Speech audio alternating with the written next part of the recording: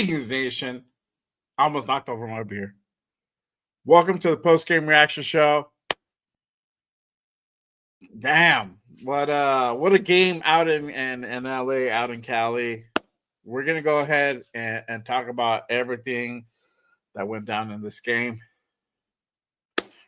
But before I go ahead and really go ahead and kick this on, before I go ahead and get into it, let me go ahead and really kick this thing off. Here we go.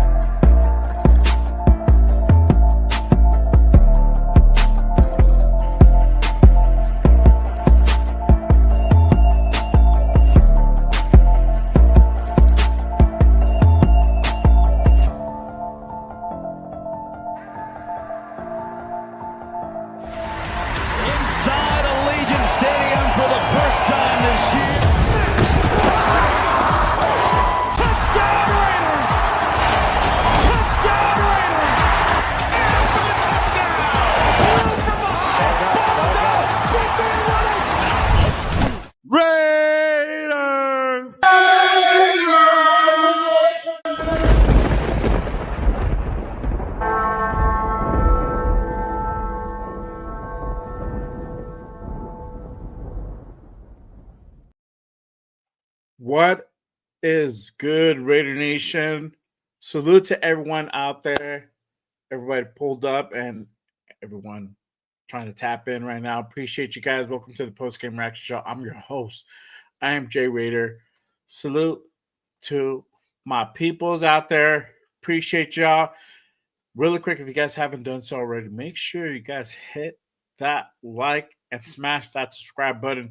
Help support your boy. Help get the show out into YouTube algorithm. Appreciate you guys.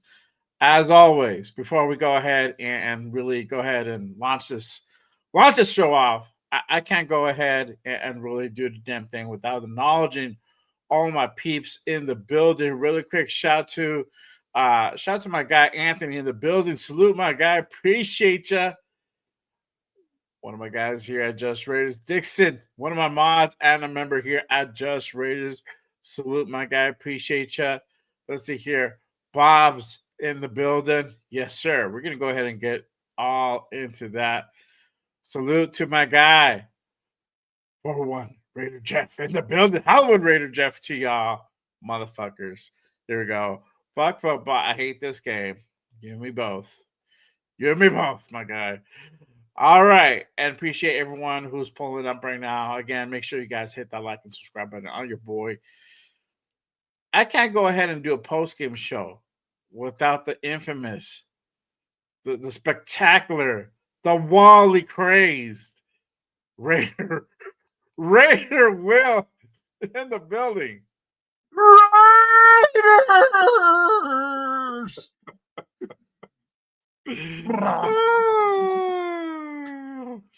Hold on. You get the gong, my boy.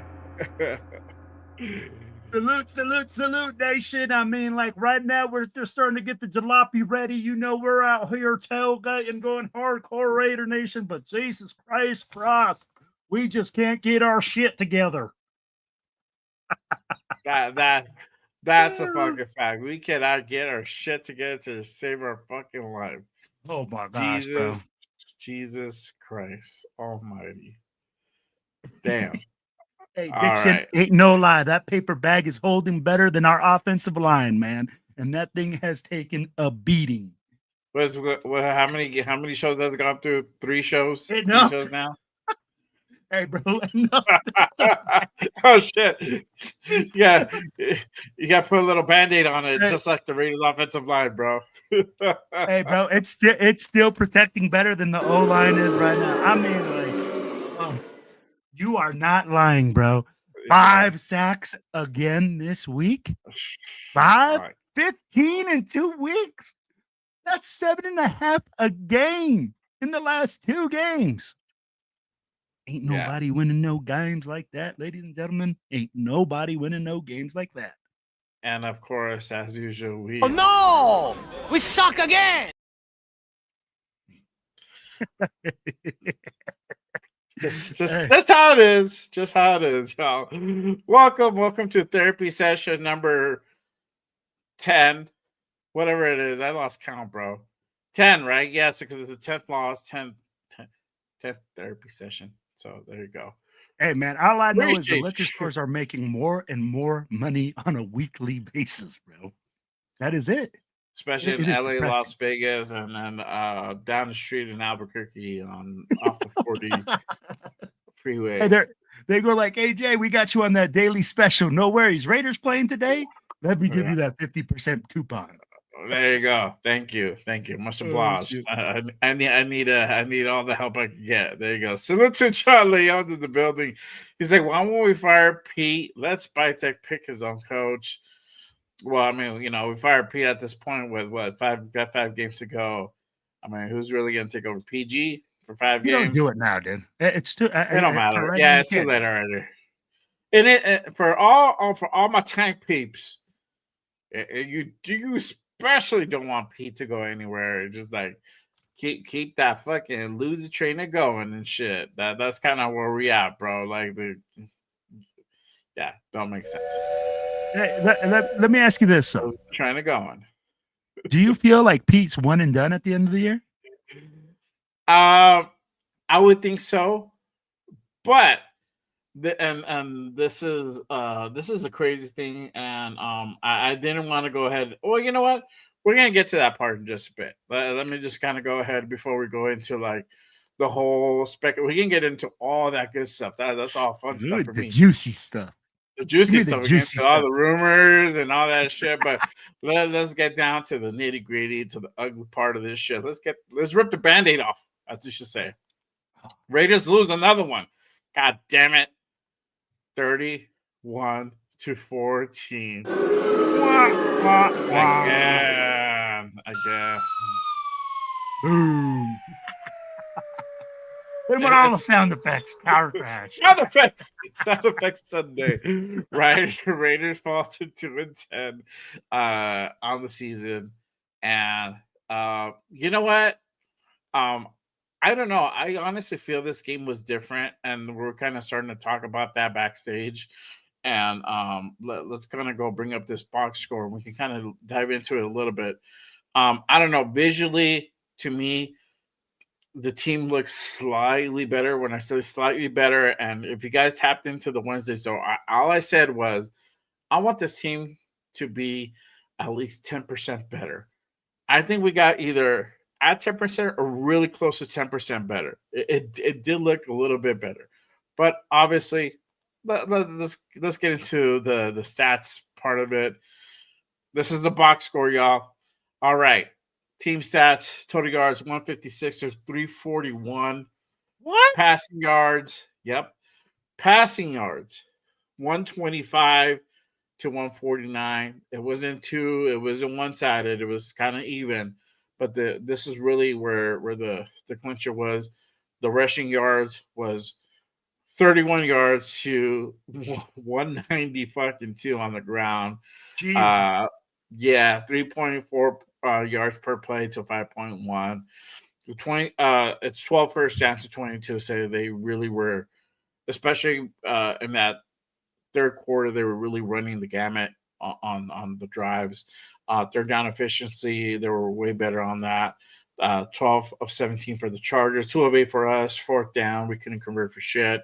0-1. Total plays, we have 46 instead of 67. And again, this is probably the other kicker. 5 sacks allowed to 3 punts, 4 punts to 2 penalties. We dominated on the penalty side, 4 for 50. They only have 4 for 27. Interceptions thrown, 1 for 1. Time possession. Again, this is where the disparity goes. We only had 24 minutes of possession. They had about almost 36 minutes of possession. And red zone, actually, we improved on that red zone attempts and made. We were 2 of 2. They were only 3 of 5.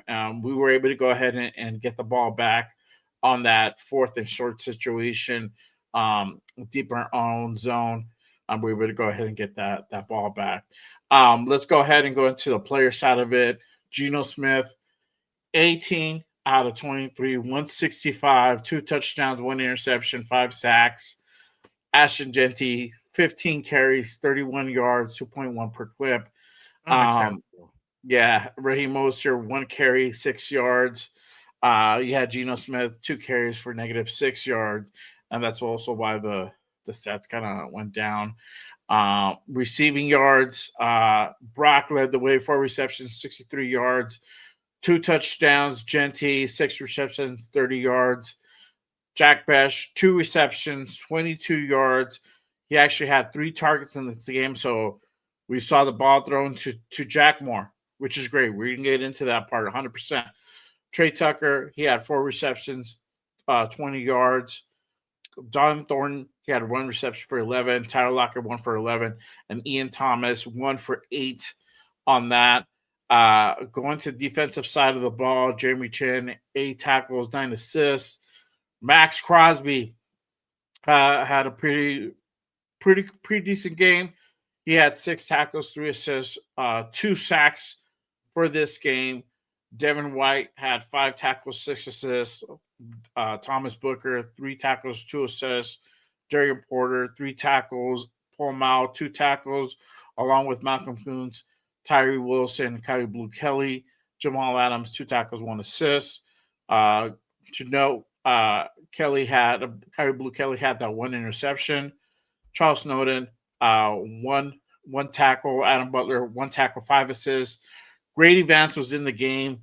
He had 1 tackle. Eric Stokes, 1 tackle. And Jonah Lalu, Leaky Ford, 2 assists for those guys. And Landon Roberts, 3 assists. Then you got JJ Pegues with 1 assist as well. All right. So let me go back to the team stats and looking at the team stats. Please do. The rushing yards, obviously the big thing here. And it's not like they weren't trying to feed Jeanty this time. We didn't have like 6 carries. He had 15. He had a pretty good amount. But again, it's just kind of like that O-line and everything, having issues. Obviously, this is also the debut for Greg Olsen this year as an interim offensive coordinator. He's had appearances for the Raiders in the past, obviously with the stint with Gruden. Once he went out, he took over as offensive coordinator there, and also worked with Pete Carroll in the past. But coming back, I'm pretty sure he didn't come into this season thinking he was going to go ahead and be interim, or maybe he did. You never know, right? You don't know really what people think, but. Going back to the stats and really having Olsen come in and take over, the offensive coordinator duties. What is your thoughts, when you're looking at these stats? I mean, to be honest, that's really what I think. But, ladies and gentlemen, I'm going to tell you guys something. We are a bad team. And I know I'm not sounding any of the things everybody already knows. But when you look at this team right now, man, our offensive line this game, they did a better job. I'd like to say that they didn't improve. I think you got your 10%, as we were talking in the game. I think I got my 10%. You got your 10%. They got 10% better. but we're talking about 10% better in game 10. In game 10, 10% better, or 12, or what is it, 10 or 12? Week 13. We're week 13. Week 13. And we're talking about 10% better? Are you kidding me, man? This is the thing. We have zero accountability. If we're looking at the rush yards, 31 rush yards. Jay, this man is on point to barely hit like 800 fucking yards in 16 games in the rushing game. We are on pace to give up more sacks than any other team in the world. I don't care, bro. I've never even heard of these numbers. Yeah. 15 sacks, bro, in 2 games. And yet we repeatedly go and say, oh, it's not this guy's fault. It's not Brennan Carroll. Tell me who else's fault is that but Brennan Carroll and the offensive line's coach? 100%. I'm gonna tell you to what you just said, giving up the most sacks allowed ever.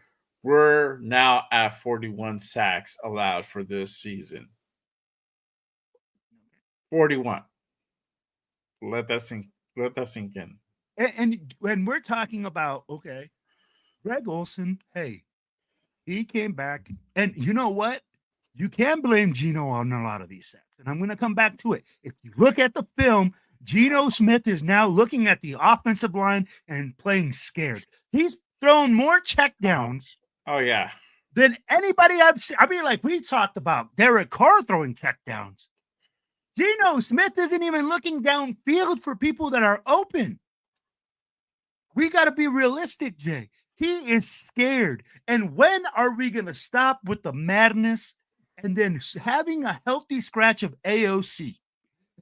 Dude, this is the thing with Pete Carroll. Stop playing daddy ball. Stop playing for your guys. Start playing for the team and start making the best decisions. And we continuously this season shoot ourselves in the face and say, oh, no, that's, we're going to figure out the problem.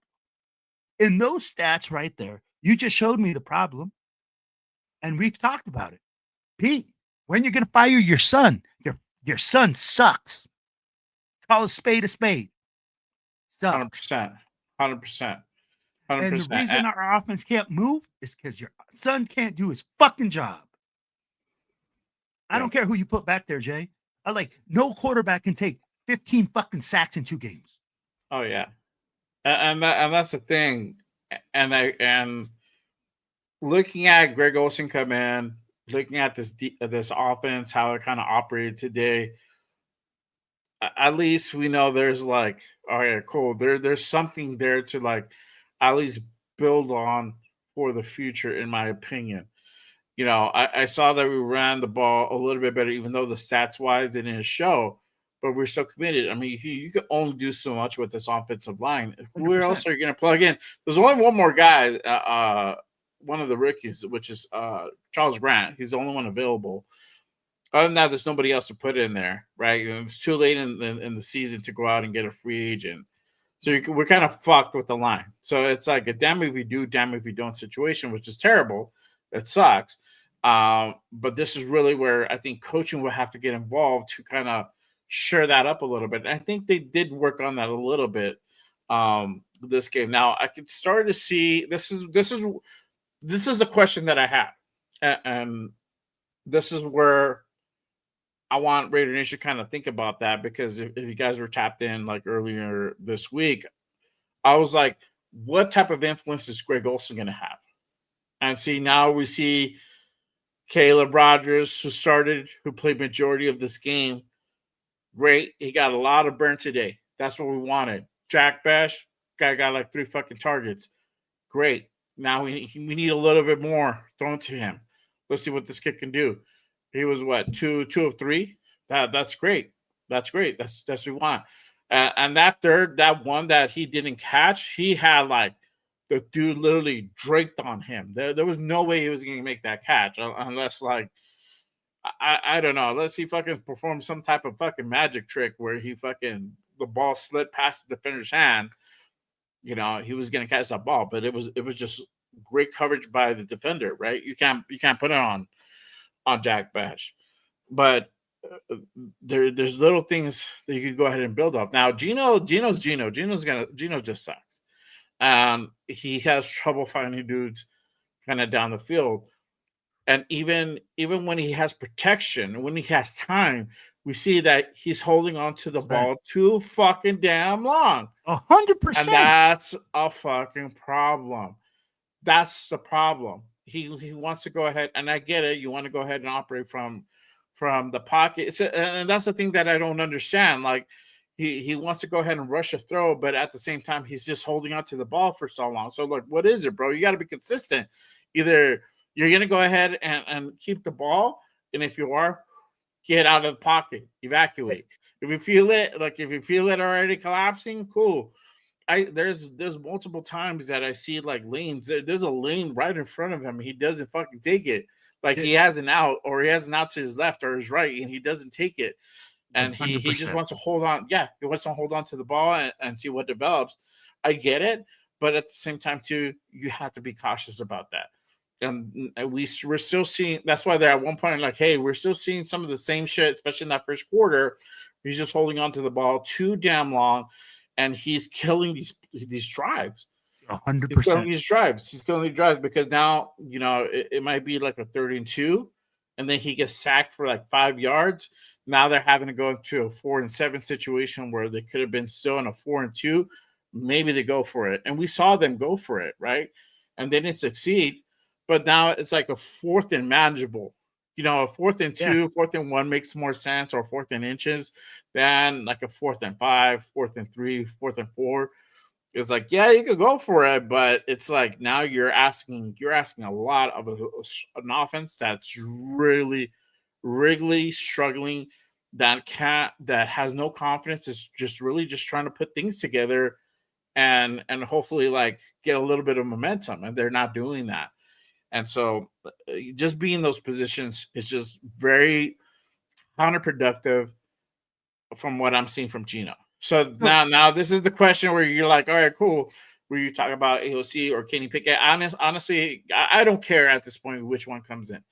It really doesn't make a fucking difference to me. Like, I just want to see cleaner ball.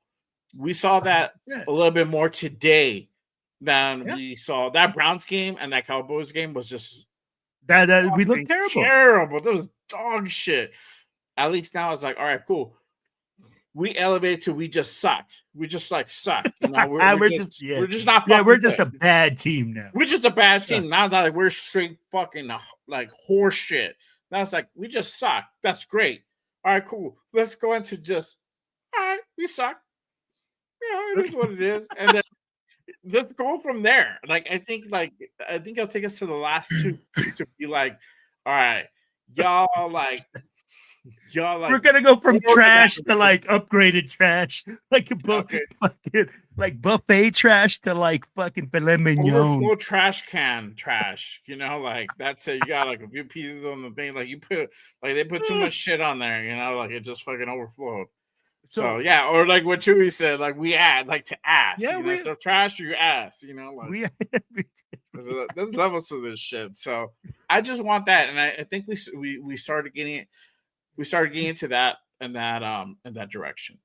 I don't know. So what do you think? I agree with you, but you know what, Jay? I love the way that you hit on some points. I know I'd be like, even after drinking probably 24-pack minimum of Coronas this game just to get through it, you hit the nail on the head. And I was said I was going to drink today. I'll try really hard. Damn Raiders!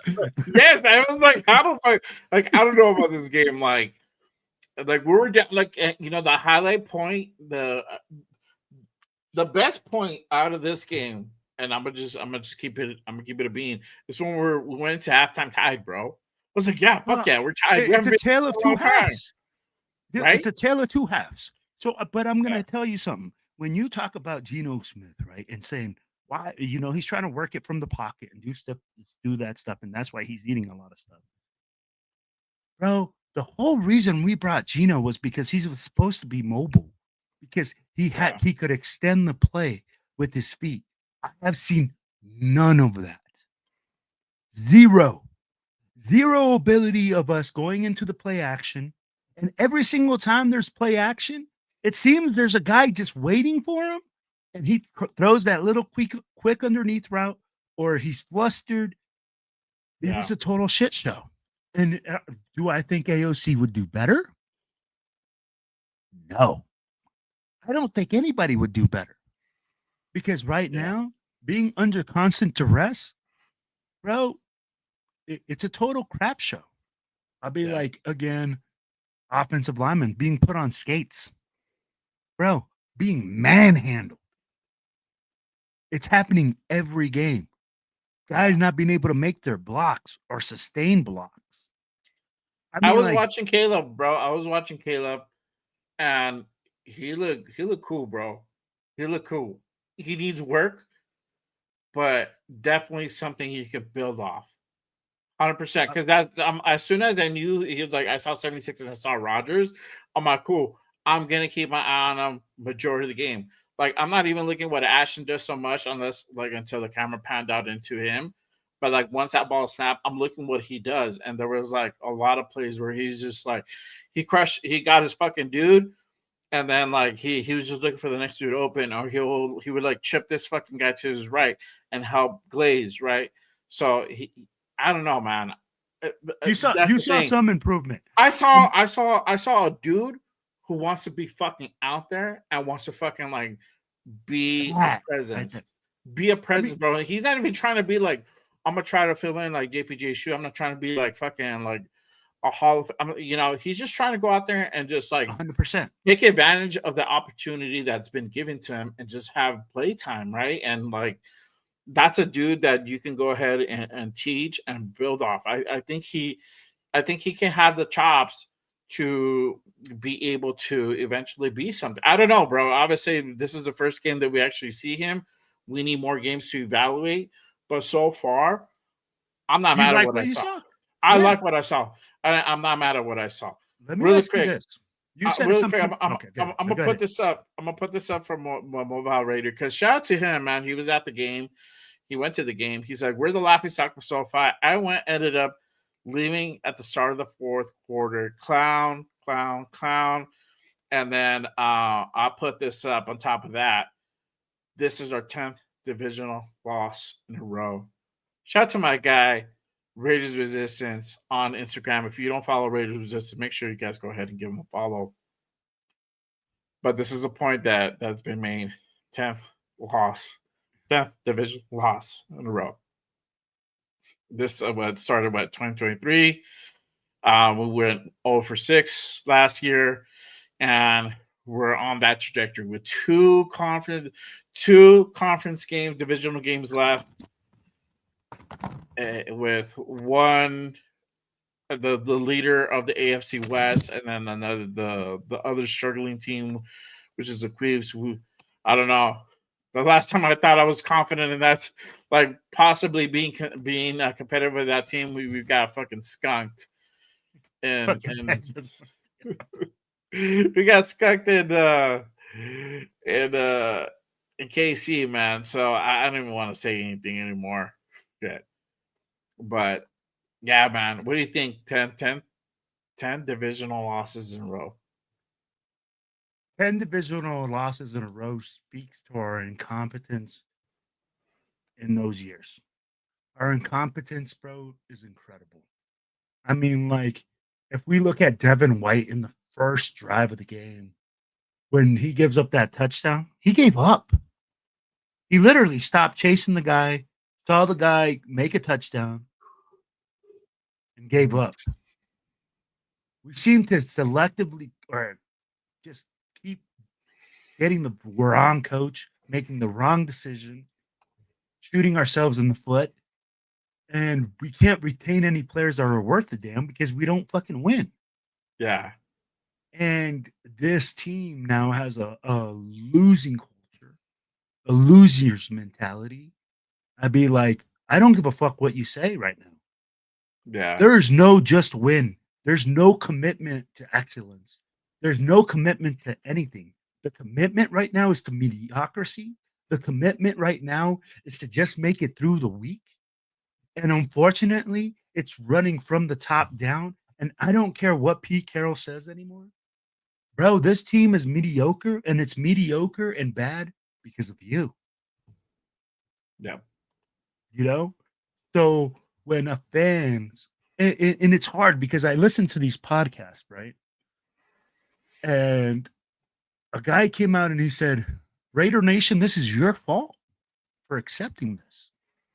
This is your fault for for keeping going to the games and supporting this team and buying their merch and not holding this team accountable.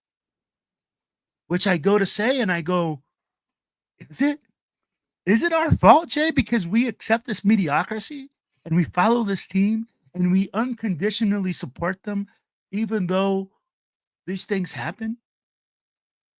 Because I go and I say, I love this team. I ride for this team. I get it.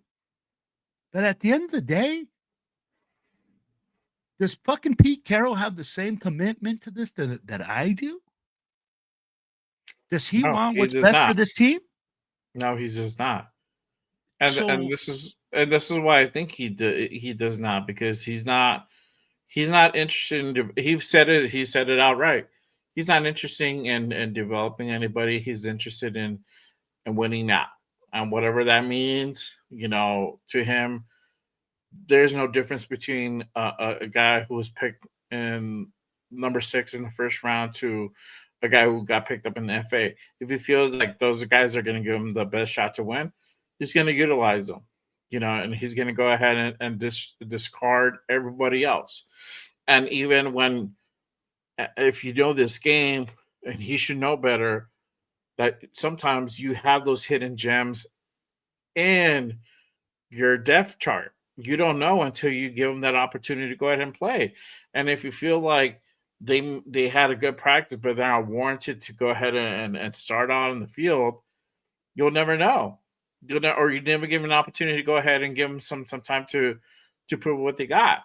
Right? That's how you find talent.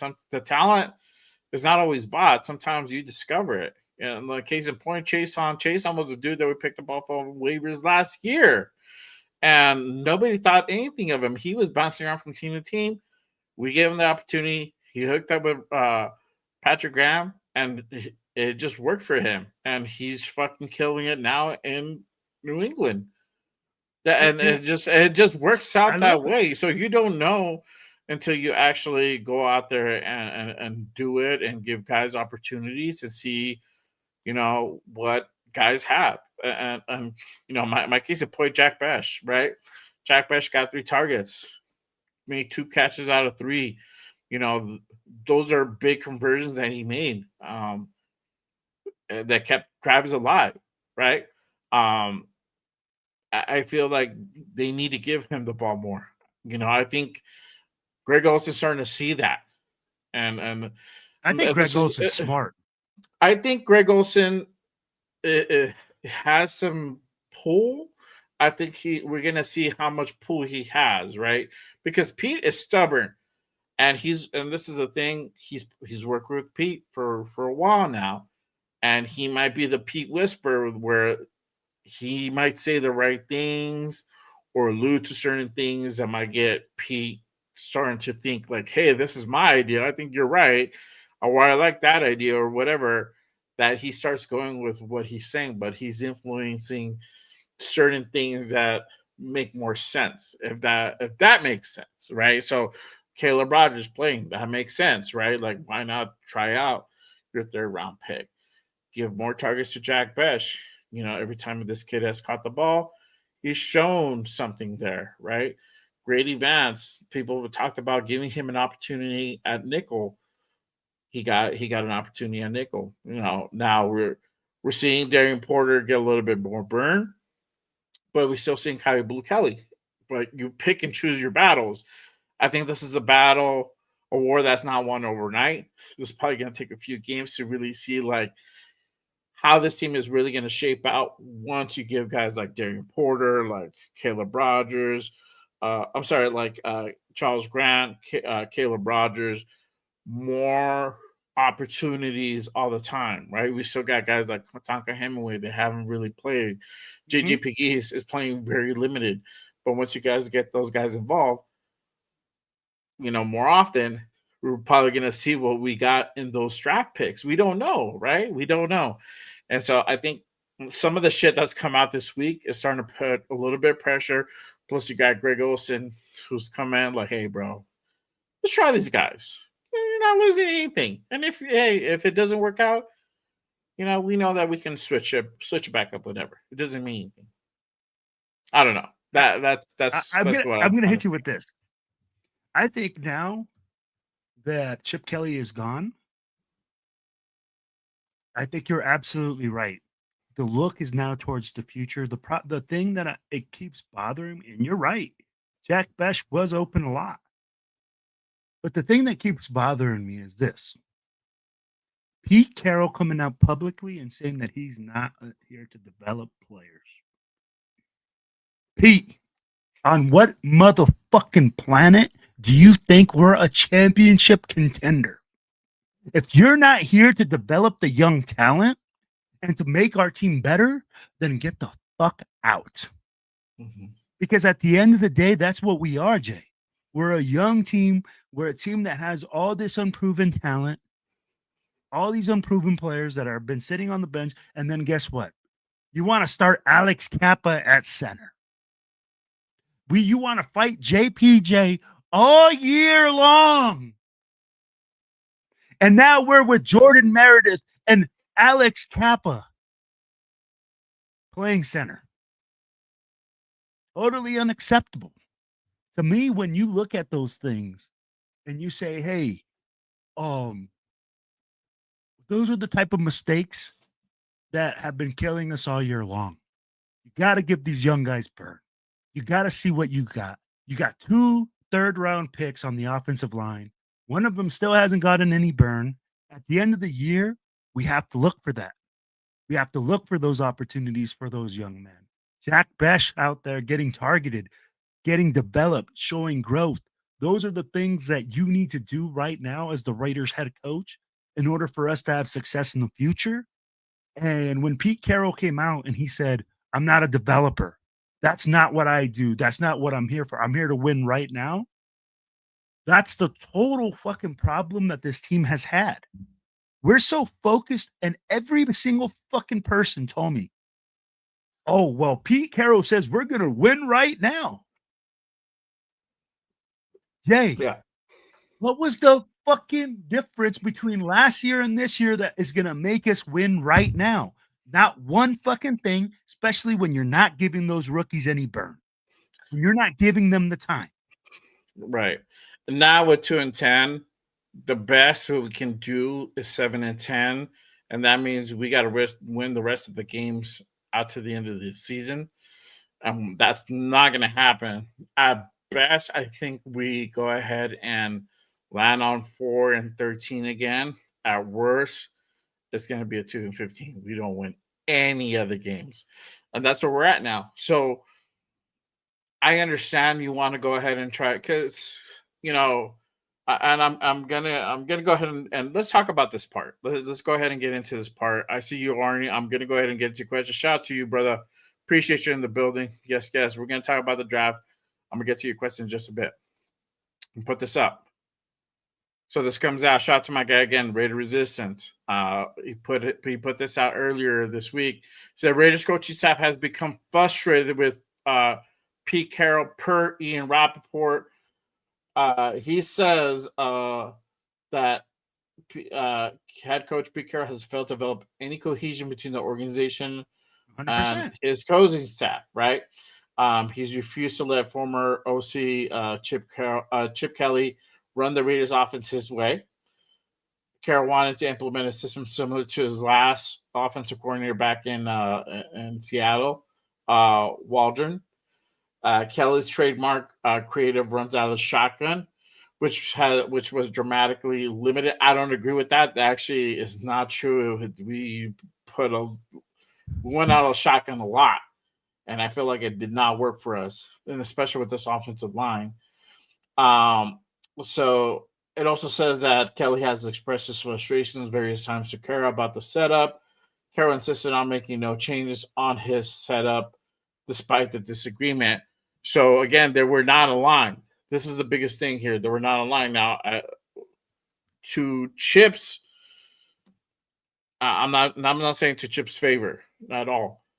Um, it is important to go ahead and run things your own way, but when the things are not working and they're fucking telling you, like, you should know as an offensive coordinator, especially one decorated like you need to switch shit up.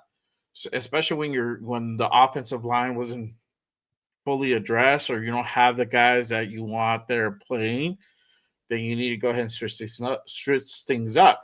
We saw today there was slight improvement in the run game as Gentry was getting more carries because they were running out of center. And maybe there was like one play where he found success running out of shotgun, but most of them where I saw, he was finding more success when Gino was running behind center. And that's the kind of thing that we go back to with something like this, where he wanted to run out of shotgun.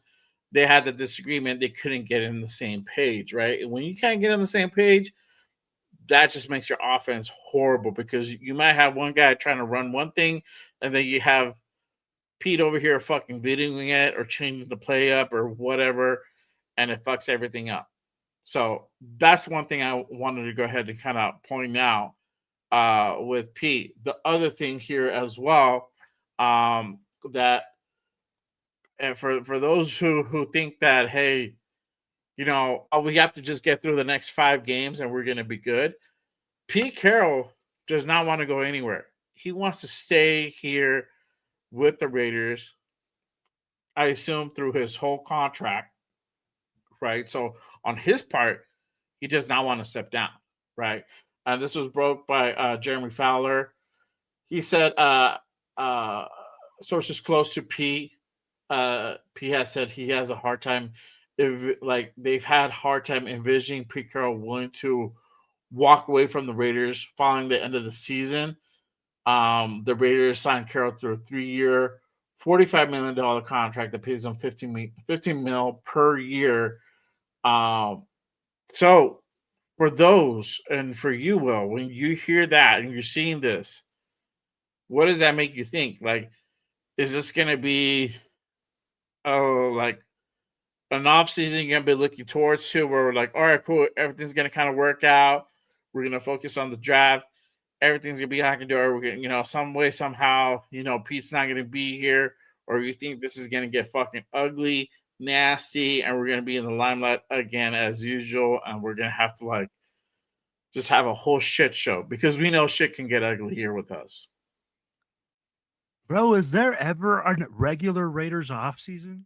I'd be like, the Raiders offseason is a total fucking shit show every offseason. So what do I expect? I don't expect. I'll tell you what. Who the fuck is gonna say I want to step down?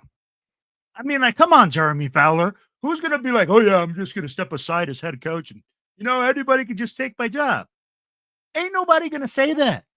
And 2, it goes to show how dysfunctional we are. This team wasn't built the right way. What you have to do is you hire the GM hires the coach hires his offensive coordinator and defensive coordinator. You don't do this shit ass backwards. You don't go and hire Spy Tech one day and then say, oh, Pete Carroll is coming in next. And by the way, his OC is going to be Chip Kelly, because these people don't get along. They all have egos. They all think they know better than the next guy. Mm-hmm. At the end of the day, this team has been dysfunctional as hell from day one because we didn't build it right. Because we went ahead and thought we knew better. And you know what? I don't care. Tom Brady had his hand in this. He can't say he didn't. He made mistakes. Everybody made mistakes. And at the end of the day, this is what we're stuck with, a shit show. So for Jeremy Fowler to report that Pete Carroll doesn't want to step down doesn't surprise me. Jay, ain't nobody going to want to step down as a head coach when you're fucking losing. Yeah. And 1 year into your $45 million contract? Ain't nobody going to give up $45 million willingly. 15 mil per. Exactly.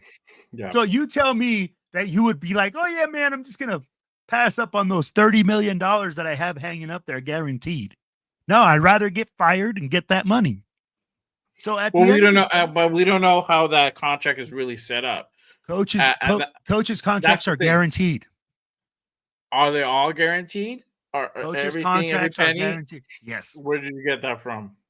Their coaches' contracts are guaranteed. Look it up. But where did you get that the coaches' contracts are fully guaranteed? Bro, that's why coaches are still getting paid 10 years later. Look at Gruden. Not I mean that, but that's a contract that Mark Davis made with him. And that was a stupid, silly contract, but that goes to show how much Mark had faith in Gruden and how much he trusted Gruden to lead this team into, you know, the long future, right? Not always does that contract always evolve. The contracts are made differently. So I don't want to say you. I mean, if you want to say that's fine. I don't want to say that he's going to get that 45 mil whether he's here or not. I don't know. I don't know the particular thing is because it's not made with the cap, so they don't have that public. It's just somebody got a win of what that particular amount is. It says here, NFL coaches' contracts are almost always fully guaranteed, meaning almost. But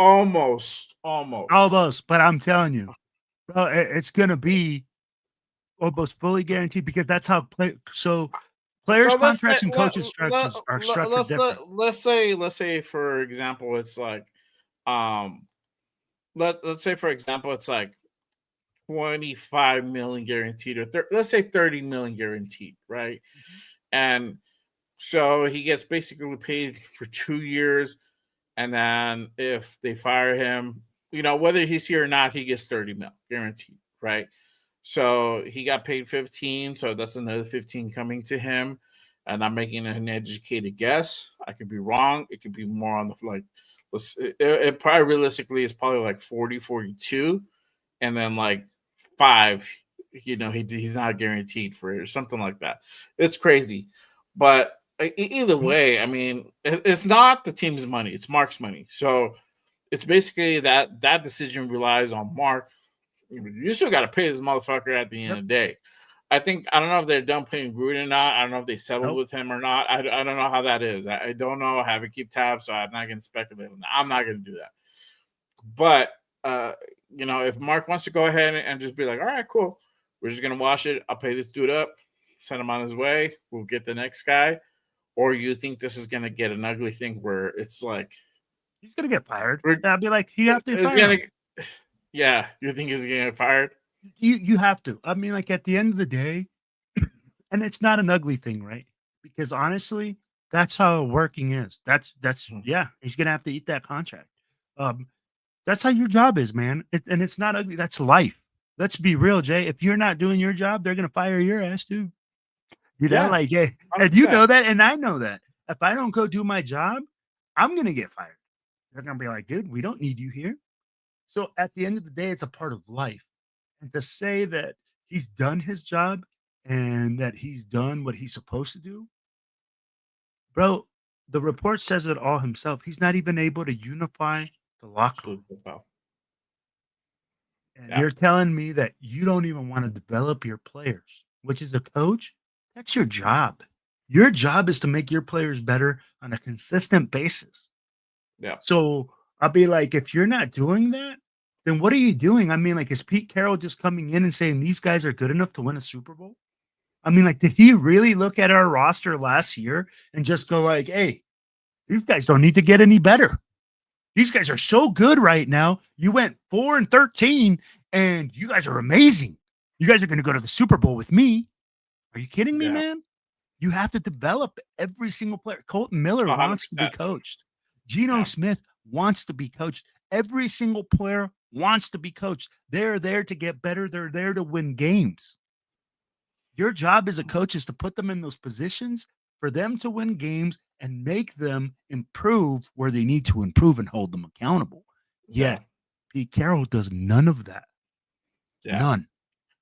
And I think this is a situation where him really sticking to his guns, really, trying to go ahead and operate in his philosophy and really sticking by Gino's side is going to be his downfall, bro. I mean, 100%. this is not the first time this is happening. This happened in Seattle. I read an article on X about how this is very similar to what was going on in his final year in Seattle, and then I think he just wanted to go ahead and really get more control, more power over the GM, and they were just like, nope, nope, we're gonna go ahead and shut that shit down, and that's when the whole advisory role kind of came into effect, right? And they wanted to go ahead and bring in a different guy, but they still wanted to go ahead and keep him on the team, but again, just kind of clipping him and just putting him out of action, like shelving him, in other words. And I said that earlier too, because I'm like, okay, we might have to follow that same route. We might have to save face and try to like shelf him. And like, you're still part of the organization, you're still gonna get paid, but you're not gonna be an integral part. You're not gonna be down on the field every fucking day calling the shots. You're not gonna be up in the booth. You're gonna be up in the booth with fucking like You want Mark. another You're Philbin? gonna be up there You with want Mark another Philbin and like and Spy Lewis? Tech. Yeah, you're Like, gonna you be with remember Spy Tech Philbin watching Lewis? the fucking game. That's it, bro. You're You're out not there you're just not down the fucking. field. You're over there drinking sodas, motherfucker. Don't be over there. Get your Yeah, fucking chewing chicles fucking and your gum. soda. Just sit up there and eat your freaking soft serve ice cream that you need to eat every single day at Exactly. 74. Exactly. That's what he's gonna do, bro. And I think this is a situation He's where not gonna do it. they're gonna have to either like, look, bro, it's either A or B. That's it. There's no fucking C. There's no C where you're gonna be like, you're gonna continue on as the head coach of this team. You're just Bro, not. he didn't So do it in Seattle. He barely did it in Seattle. He ain't gonna do it with us. He's yeah. not gonna want to step back. And I think you're right, though. I think and let me ask you this, right? I know a lot of people are gonna be like, oh, I don't want to fire another guy and bring another guy, and I don't want to be this team, right? Bro, do you think at this point, do we need to do that? Do we need to It's gonna fire this happen, guy? bro. And damn him for like putting us in this situation again where we have to go ahead and go through the same thing that we didn't. This is the thing that we don't want to do, and we're like forced to, because the gameplay is just so terrible.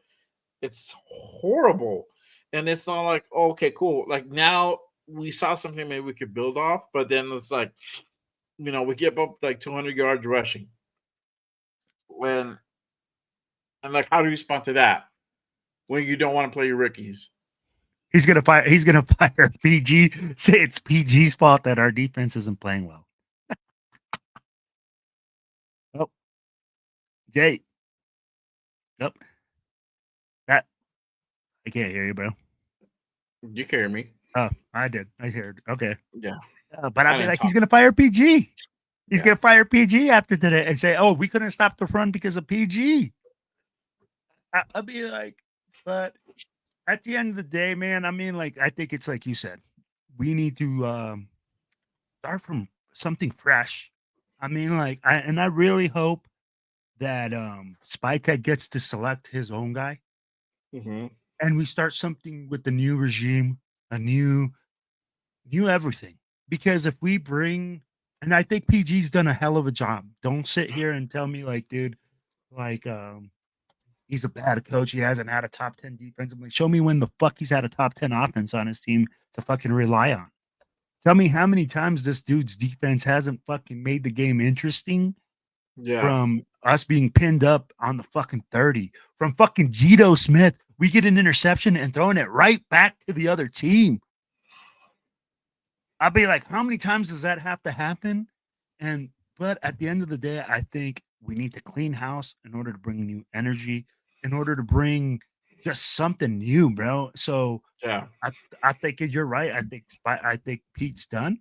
I think they're gonna say, Pete, pack your shit, get the fuck out. I'll be like, they're gonna try to do it ceremoniously, but Pete's gonna be like, no, I can still do this. I did it, and I'm like, here's the thing: if you're Pete Carroll, what are you gonna say that you did well, that you deserve to return? Right. What promise did you fulfill as a coach to say, hey, I deserve year 2? Yeah. Nothing, dude. Nothing. So at the end of the day, I look at it and I say, Troy, and that's why we're talking about Troy. You just said it, right? I'm tired of firing coaches after 1 year after another. Who wants to come here?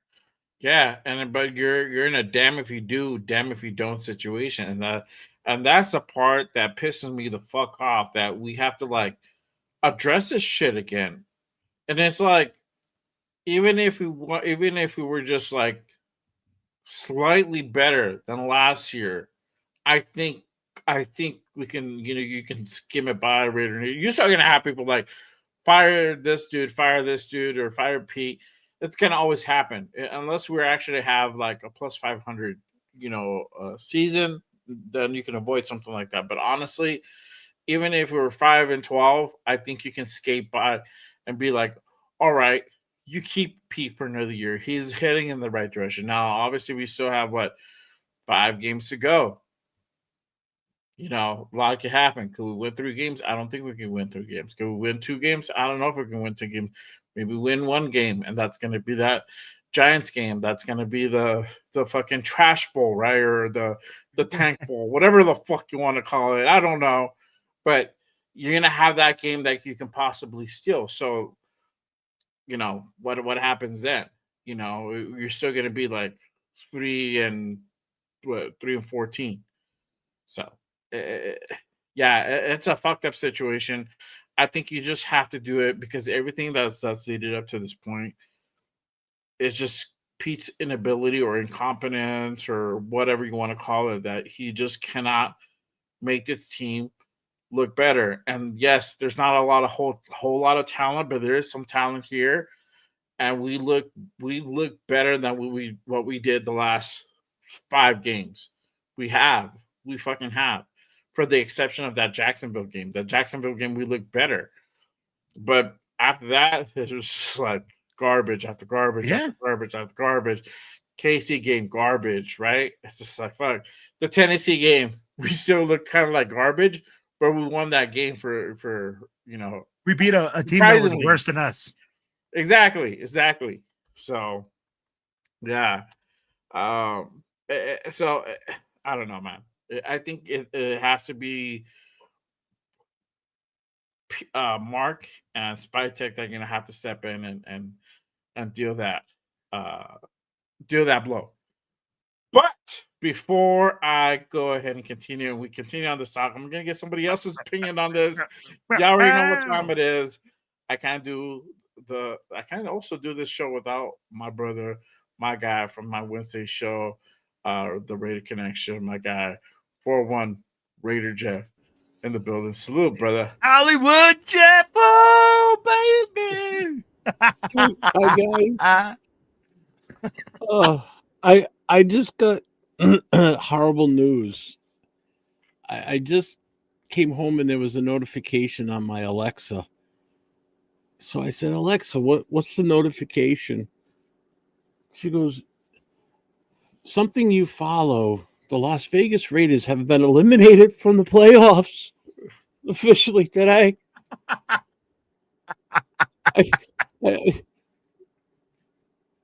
Hollywood! This is just horrible. It's horrible. How can we be this bad? I can't take it anymore. Everybody said we were going to be a playoff team this year.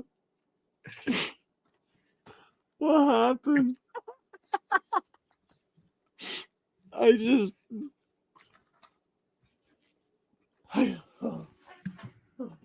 Somebody get this man a brewski ASAP. Somebody got this guy a brewski. Hold on, wait. I got a haircut the other day, so this is me now. Still got mine too. I still got mine. An impromptu clown show. Hi, everybody. Welcome to the fucking circus. And I'm not fired up like I was last week, because last week was just outright embarrassing. What, you're And crying, Tyler? Yeah. no, Oh, Dom brought the crying towel. She's like, I got you, yeah, honey. look what it is. There you go. Wow. Get that out of here. Insult to injury. Da-da-da. Hold on, wait. Where's my drum roll? I don't have a drum roll. I just, like last week I came in here all fired up and had all kinds of food and everything, and this wasn't that depressing. Like I was listening to you guys all the way home. You got 10% and I know better. they said he was just hoping for a little bit of an improvement, and I gotta agree with Will. I'll go with there was like probably a 10% improvement. The players showed a little bit more heart. Yes, see, You know, that's what I wanted. I saw a little bit of spark in some of them. Kudos to Max. Not for the sack or anything he did on. Kudos to him for pushing Herbert down like that, because I thought that was great. That was the greatest play of the game. Yeah, he's like, I don't know what Herbert was like shouting, and he's like, "Shut the fuck up!" He deserved it. He's like, Oh. and I know he's all pointy. He's like, right "You're now, gonna push me." I am waiting to the day of to buy my Philly tickets. I am not paying full price for fucking Philly tickets. There you go. That's the way to do it. Or the day before, Don. It's all good. It's either or. It's all good. So I'll drown my sorrows tonight in a nice coffee. There you go. Salute Duncan, this guy runs on Duncan. But it was comical. I know what you're saying. It was comical because he's like, oh, he's all getting pumped, and then Max was like, shut the fuck up.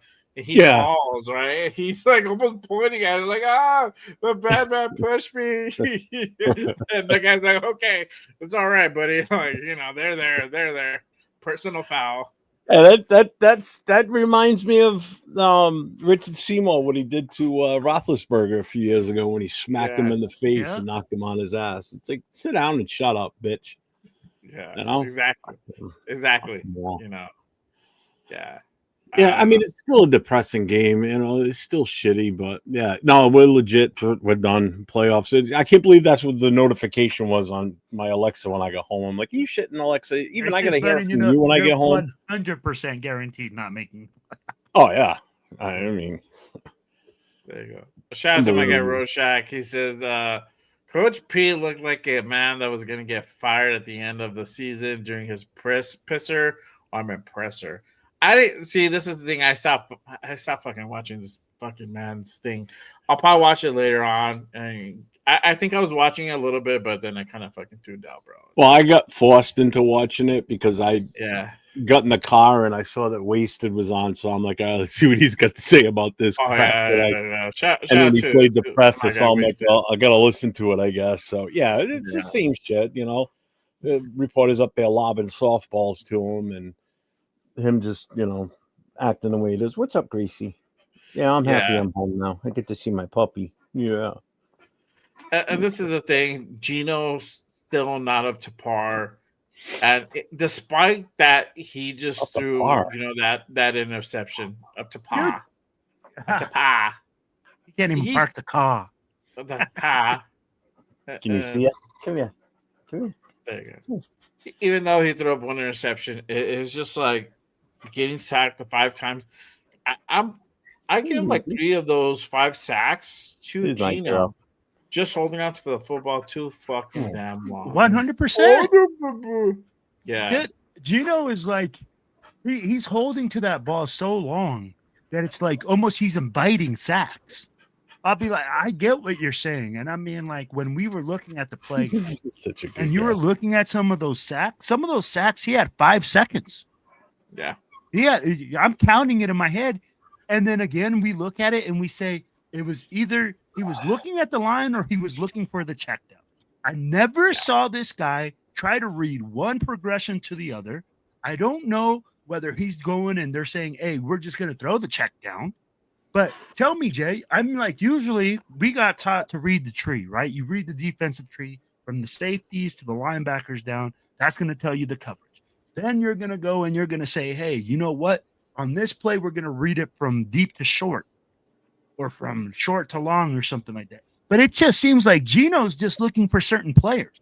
He's not even looking for the play to develop. He's not looking for certain route concepts. He's not even looking at the defense to say, hey, this is your weakness. It is like, okay, get the ball, look at the offensive line, hold on to the ball, look up, and hope that Brock Bowers is open, Trey Tucker is open, or Ashton Genty is open in the flat. That's all he's doing. Yeah. That's not quarterbacking. And I think, and I'm not trying to defend Gino at all. I think it's also he has like that. What is it called? Has like the hostage syndrome, where he was like held hostage by like Chip Kelly for so long. He's like, fuck, I'm just used to this shit, right? And he doesn't fucking audible. He doesn't look fucking for other guys that are open. He's just like, I gotta go with my designated fucking guy, my fucking my number one. That and it's I get it, because you did see Greg Olsen run like a little bit of audible, like in certain plays, right? Like I saw that like twice. You saw him going back up to the line and doing adjustments. Yeah, you haven't seen all season. Exactly, and that's the difference, and that's why I say this game was different from the other games that we've seen. This 31-14, even though we lost by 3 scores, it looked different. It looked a little bit cleaner. It didn't look so fucking messy, and we didn't look so 100%. Lost out there. We look competent at times, and that's just what I wanted to portray. Like, we suck. Somewhat competent. Somewhat competent, but not all the time. But we look more competent than we did the last 4 fucking weeks, the last 5 weeks, right? And this is where coaching comes in, right? This is where Greg Olsen had this team, and we looked somewhat prepared. We didn't look like we just threw this shit up in the sand and was like, okay, this is what we're going to do right now. Yeah. Just go in there and just throw it to whoever. It was like, all right, this is what we're going to do. We're going to have a plan. We're going to try to execute it. This is what we're going to do. You know what? It didn't look like. First of all, shout to everybody in the chat. Sorry, I should have said that earlier, but I was too busy crying when I first. How dare you not acknowledge our peoples? I know. I apologize, appreciate everyone here. Almost 120 in the building, so make sure you guys hit the subscribe button. It wasn't like an organized chaos like it has been all season. It seemed like there was a little bit more structure out there, I should say. Offensive line still dog shit garbage. So I mean that's another thing. Yeah. But as far as the overall, I guess, scheme you want to say that we were doing on offense, you could see what they were wanting to do. It wasn't really coming to fruition because, again, as long as that offensive line is going to be the way it is, you're not going to get a chance to get shit to happen. He did exactly what I wanted him to do today, was get the ball, short throws to Brock, and let him do his magic. He did exactly what you want him to do. He takes that ball from like the 5-yard line, and he's gone for 15 to 20, or he gets it at the 10 and he takes it for another 10 yards. Yeah. So it was nice to see him more involved. Yes. Yeah, he looked good. Yeah, there was wide open like a couple of times. So it's like, which is crazy that they left him wide open. Yes, and it's like finally this motherfucker fucking sees somebody wide open. Like, come on, he hits him, and he doesn't overthrow him. He doesn't underthrow him. It's like you hit that dude, cool. Like now you got to deal with like the other dudes out there. Like, come on, bro. Like there's guys that create separation. You need to go ahead and keep your eyes open. Now you need to don't fucking just stand there in the fucking collapsing pocket. Yeah. If you feel like you're gonna go ahead and get sacked, you need to rush up. And this is the thing, like everybody's expecting him to do that. And he did that so much in Seattle, but we're not seeing that now. It's like we're seeing that New Jersey Jets. The Jets type style where he's just like he just doesn't know what to do. I'm gonna put this up real quick because you said something, Jeff, that brought me a spark that I wanted to go ahead and talk about. That you gave me a little reminder. You said it looked more structured, right? Compared to last week where it was, or the weeks prior, which it wasn't structured, and we're all thinking like, what the fuck is going on? Now this came out the other day as well, early in the week. Shout out to Tom Pelissero and Raise Resistance putting this out there. This came out that former offensive coordinator Chip Kelly had repeatedly called out the wrong plays on offense during games. Kelly had completely lost his offense when issuing out a play on the field that players became frustrated. What do you guys think when you guys see that and you guys heard the message that was just put out there right now? It's just put out early in the week that he was just calling the bad, like he's calling plays wrong. And we would call that all the time, like, what the fuck are these guys doing? Like, they look retarded at times. I'm keeping it a beam because we're all thinking the same shit. It looks just completely fucking retarded at times. Case in point, Monday night game, we tried to run it again out of our fucking 2-yard line. We almost did the same shit today. I was like, what the fuck was that? But it's like literally you're running out of your like deep in your own end zone. Like, what comes to mind when you guys, see this stuff? I'll start with you, Will. Well, I'm gonna tell you like this. I have never heard of a coach calling plays incorrectly. Never heard of it. First time in my life that I've heard that a coach coming in there and not making the right play calls. If this is correct and you let this happen for 10 weeks on your clock and you're listening to every single play call, then Pete Carroll, what the fuck are you doing? Because you're listening to it. You're right there with your headphones on, and it should not make any sense to you when your quarterback or your coach goes, hey, we're going to go shotgun, F right, 2 Falcon, motion something, and it just doesn't look right. And your quarterback is telling you this doesn't look right. This to me sounds like Pete Carroll's people going out and just making a total hit job of this. Okay. This is like a kind of odd thing. I've never heard about it. First time. And if he did, I'm going to still call Pete Carroll out. Yeah. You let your offensive coordinator make calls that weren't correct. You let him continuous, and you said, I trust this guy. I gave him a leash. I thought that he was doing the right things. But you didn't even know your own play calls? Shame on you for being the head coach of this team. Hey, Mike. For being absolutely pathetic in that aspect. Yeah. That's all I got to say. What about you, Jeff? I'm curious to know how far back Pete knew about that. Ultimately, what happened to Chip Kelly is exactly what should have happened, because that's basically a sabotaging the team. So that, in my eyes, that's a fireable offense. So ultimately, yes, he got shit canned. But how long did Pete Carroll know this for? How long did he let this go on for? That's the big question. Was this just something he found out last week? And then after the game decided, hey, it was so bad that we got to cut, we're cutting ties with you. You're fired. You're out of here.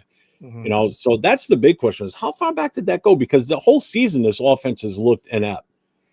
Players not playing in their right positions, guys that shouldn't even be out there in some cases, playing what? I know, I got food next to me. Go away. Guys playing in their position, especially in the O-line, where they shouldn't be. Like, what the hell is Kappa the last couple of weeks playing around with him at center out of nowhere? I mean, what the fuck, man? It just... I just want to know how deep this goes. I mean, it's like, was this like a whole setup for failure type bullshit? That's kind of what it feels like to me, to be honest with you. Well, and Jeff, to me, it goes like this. We talk about it, right? You're the head coach. You're the head motherfucker in charge. You should know when somebody farts in your building. I'd be like, straight up. I know coaches, man, that they have such a tight schedule that you're sitting there as an assistant and you're like, fuck, bro, like, I know how to do my own job. I know how to do what I'm supposed to do. But to tell me that you gave this guy a leash and then it's coming out that the play calls weren't even made correctly. Yeah. That's unsatisfactory to me. Yeah, I heard like the call was made and then like it was like part of the call and then didn't get the other part. And then Gino would get frustrated and whatnot. So shit like that. Now, this is the thing. I know I'm already here. This could be a smear campaign by the Raiders, into justifying them parting ways with a coach. But there has to be some validity to this, because some of the times we're questioning some of these calls. Some of these calls do not make sense. Some of these calls are like, why are we still running like the ball up the middle when we know it's not working? Why aren't we running in between, the tackle on the guard? Why aren't we not running Mhm. off the That was tackle? on Chip Kelly. Shit I like, believe that was yeah, on Chip. shit like that, or we would go for it on certain, like we were throwing when you were supposed to be running on certain situations, especially when we had a healthier offensive line, right? We still had Colton, we had JPJ, they weren't injured, and we're deciding to go ahead and pass ball as opposed to running the ball on a 4th and 1 or on a goal line situation. We would call that out constantly, like why is the calls being made? So it makes a little bit of sense. I think it's probably 50-50, where it's probably exaggerated. It's probably meant out there to kind of, put a little bit of black eye on Chip, but also too, there might be some validity to this because, kind of what we're hearing from Chip's past and whatnot, he probably would be pulling some shit like this. And, he wasn't having a great relationship with the other coaches and stuff like that. And they were getting frustrated as well. So I don't think it's completely bullshit. I think there's some validity to this, but it could be a little bit over exaggerated as well. I don't know. That's my 2 cents on that. But I wanted to bring that up because that was put out there earlier this week, and we didn't really get, me and Jeff, we didn't get a chance to kind of address that part. So yeah, it's just crazy, and I'm with Jeff. Like, when did Pete know about this? Like, did he know about this the whole time, and he was just kind of like, well, just like wrap the put the noose around his neck? And If it comes out that he knew about this a few weeks ago, like say like prior to the bye week or whatever, and didn't address it, and it took this long, then that in itself is, you're promoting the self sabotage of this team. Because and I agree with I never heard this before of an offensive coordinator for a professional football team miscalling plays or calling plays that aren't even in the book. Because then, no wonder Gino looked confused out there half the time, because he's calling, ABCD play, and he's like, "What the hell play is that?" And he's looking on his wristband, going, "That the fuck is that? It's not even on my list." He What was the getting hell a is he half play. calling? Yeah, he was getting a half play, and it's like, Yeah. what? I'm like, okay, So yeah, exactly. So he's coding half the play to him, and then he's just maybe stopping at that, not giving the full thing or giving the wrong part of it. I mean, you don't know what that communication is. I'm curious if the communication in the headset's recorded or not. No, so let me ask you guys this. Regardless, at the end of the day, do you guys think whether it happened 1 game or 10 games and you didn't know about it, is this a fireable offense? Because you're the head coach. How in the fuck do you not know? Definitely should be a fireable offense. I honestly would think, like, to me, when I hear that shit, bro, I'm thinking like, if somebody is deliberately sabotaging games for financial gain, even though I don't want to say that, but that's what I'm thinking. I think once everybody saw that, that's probably what they were fucking thinking, or at least run by your head like, that's some sus shit going on right there. Like, what the fuck is going on? Like, why are you deliberately calling the wrong plays? Like, it's either you're that much of a dick and you're so bent on sabotaging your fucking team, or it's just like you're trying to go ahead and get get a little bit of money on the side where you got like a little system set up. And we just went through some bullshit with like all these other sports, the NBA primarily, where they're doing like gambling type shit, So yeah, I wouldn't be surprised if it's something like that along those lines. But that to me came to my mind like really quick. So that's a big accusation. Like, it's either you're fucking around and doing something you're not supposed to, or you're a fucking idiot. That's just one of the two things that comes to mind when I'm reading that type of statement. When that story is being put out there, or you just don't like this. You don't like this job. You don't like this situation enough, where you just want to have them fire you to either pay you out a majority portion or a percentage of your contract, and then you can go ahead and walk away from this and right after the sunset and focus on going back to college or doing something else. Like right now, Chip Kelly is in the driver's seat. He can do whatever the fuck he wants. He can either go back to college, he can go to another team in the NFL. I doubt he'll find a place, or he can just go ahead and chill for the next like 3 years. And not I do think he's anything. going to have a hard time getting another NFL job anytime soon. It might be a couple years. He may have to go back to the college ranks again to kind of refine himself, reinvent himself. I know Will mentioned something while I was still in the car on the way home about coaches are guaranteed money and everything. And I know you were talking about the Pete should be fired or not or whatever. I still am a firm believer that he's not going to get fired. I think the option's still going to be given to him out of respect to who he is and what he's accomplished in his career, whether it be college or pros. It may come down to a wink, wink, how about you retire, or, we save face as a team because we don't come back out here again and say, shit, they just fired another goddamn coach. You save face for not being fired, and he just comes out and says, you know what, game, because I think the game's passed him by, to be honest with you. I think the game is beyond him now. Yeah. So maybe it's time for him to kind of come to grips with this. If this is approached, or if this was offered to him to say, you know what, I'm going to retire, wink, wink, we'll settle a contract with you. So, we won't pay you the full thing, but we'll work something out. You still get your money and you can ride off into the sunset. You save face. You want to be a Hall of Fame prevention, possibly in the future. Who knows? This will help you. If you get fired, it could be a negative for you. So, I mean, it could come down to that.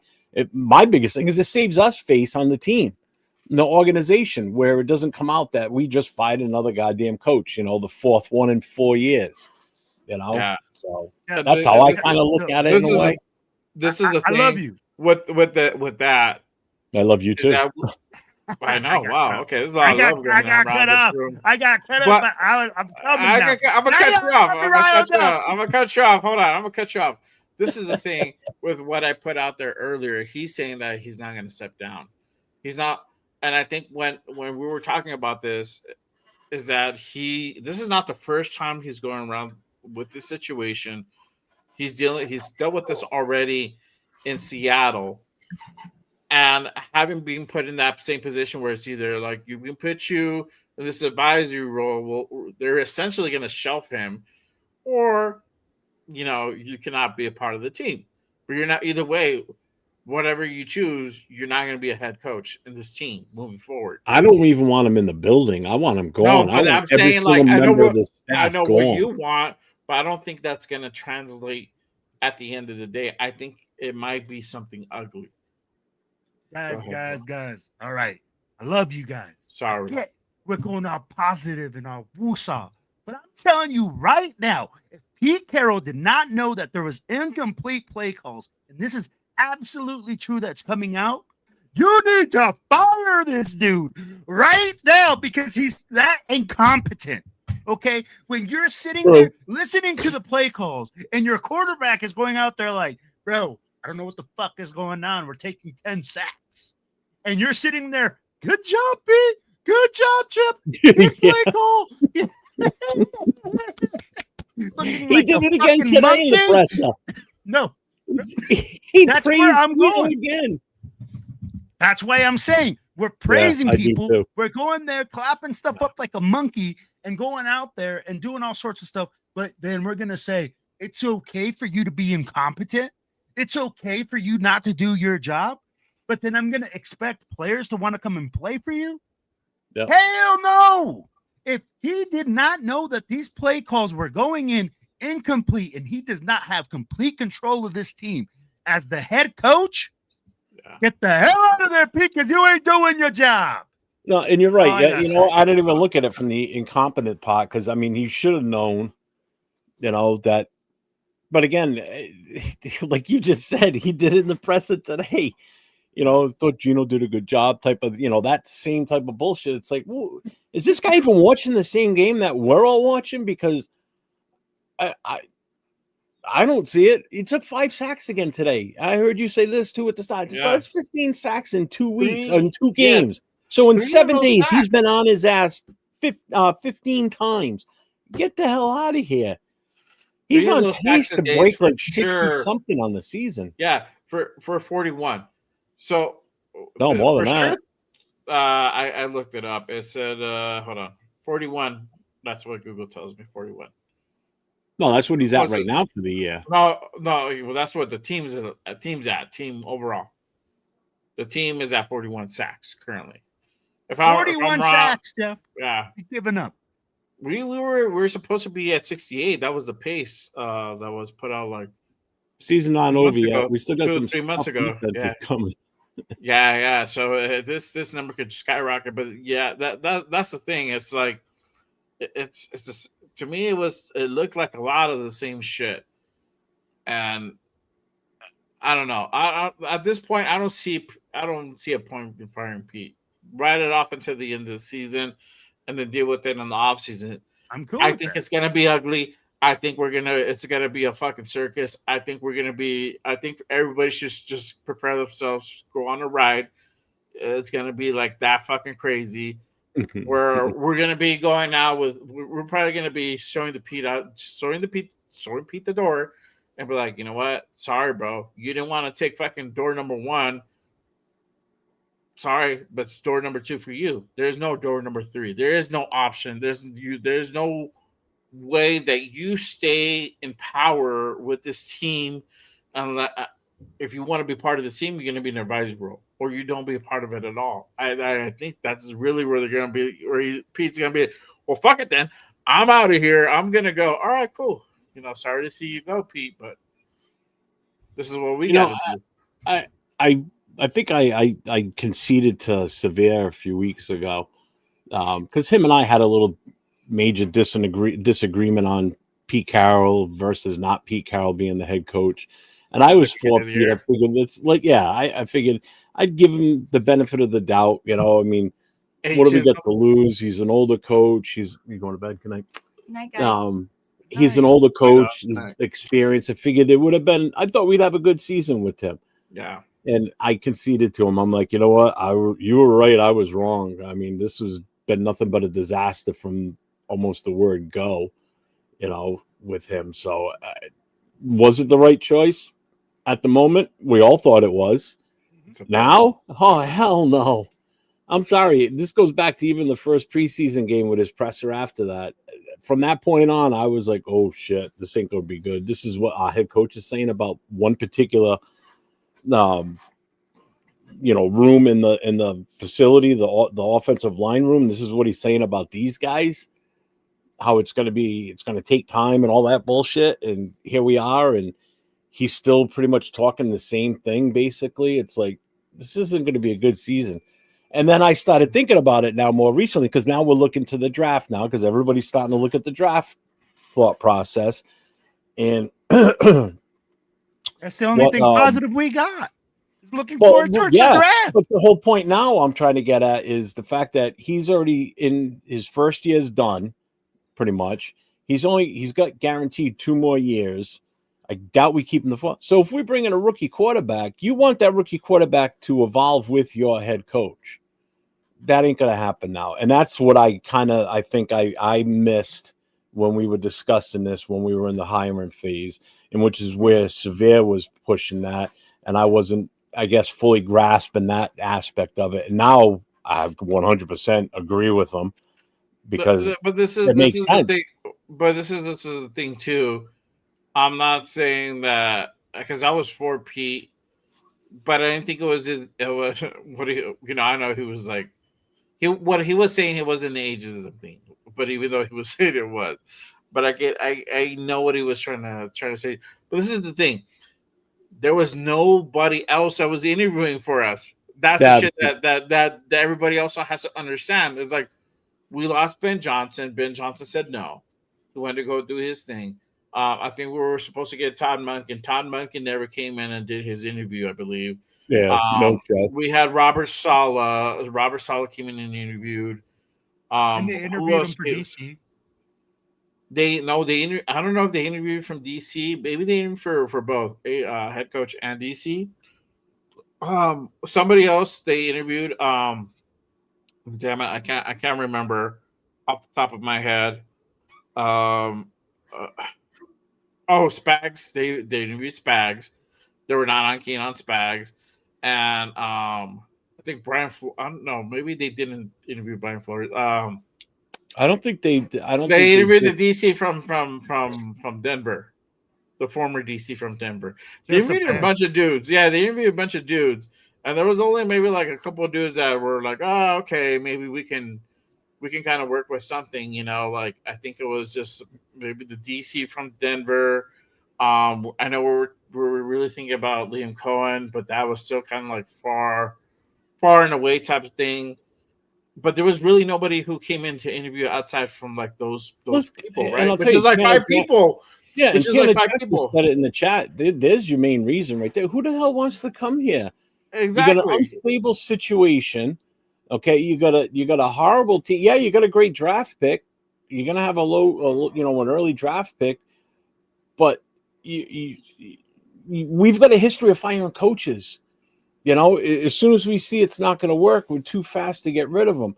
Now I'm really thinking that AP should have probably gotten another year at this point. Would things have been different? Who knows at this point? Couldn't be much worse. I mean, It could be. I he don't won know. 4 games last year. We won There two was so far. yeah, but there was also indecisiveness that he brought in all these guys to come in and console and help him coach and whatnot. But then he had the inability of the same But he thing still with won not. 4 games. But Pete Carroll, an established head coach, Super but Bowl listen. So champions, won this 2. is this is No. the thing. But he still was having an inability to go ahead and really lead. So that goes to show me, like, okay, so what would have been different if he would have stayed this year? I don't know if anything would have been different. Maybe we still would have won 4 games, 3 games, 2 games. I don't know. Let me The let fact me is interject. like we got something with the woulda, shoulda, coulda. We should have kept this guy. They're not. They're gone. They're gone. My thing is, what are we gonna do moving forward? How are we gonna go ahead and turn this thing fucking around?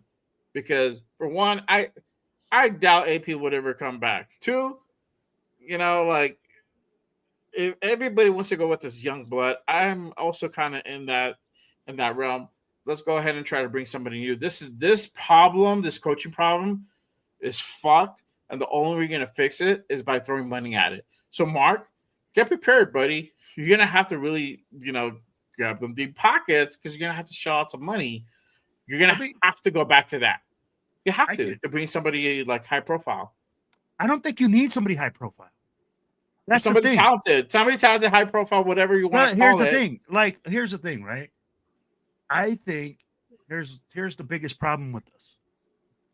One, if you talk about AP and Pete Carroll, they're two different people because AP is on the come up as a coach. He's a young guy.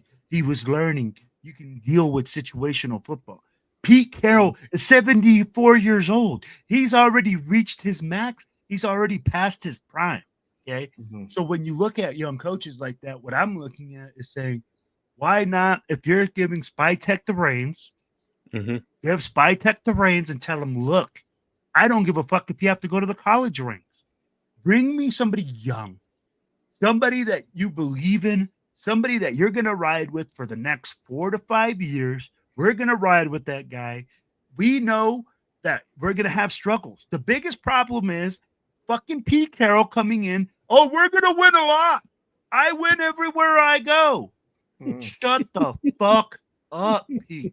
If you wouldn't have said that, if he would have said straight from the beginning, guys, we're going to build this program. We're going to come in here and we're going to, year one is going to be, we're going to battle it out. We're going to be competitive, but we're going to keep growing. Yeah, we said all Different that. story. We said all of that, and that ship is sailed. He was always, I'm going to win. I'm going to win.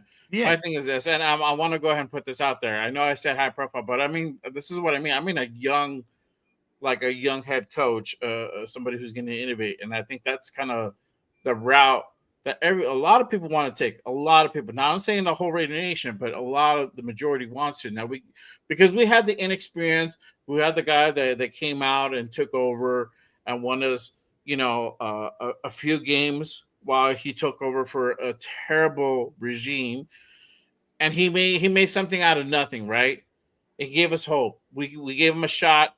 Didn't fucking work out. Brass said, "Hey, you're gone, bro. We're gonna restart this whole fucking process as of new." We're all like, "Okay, cool.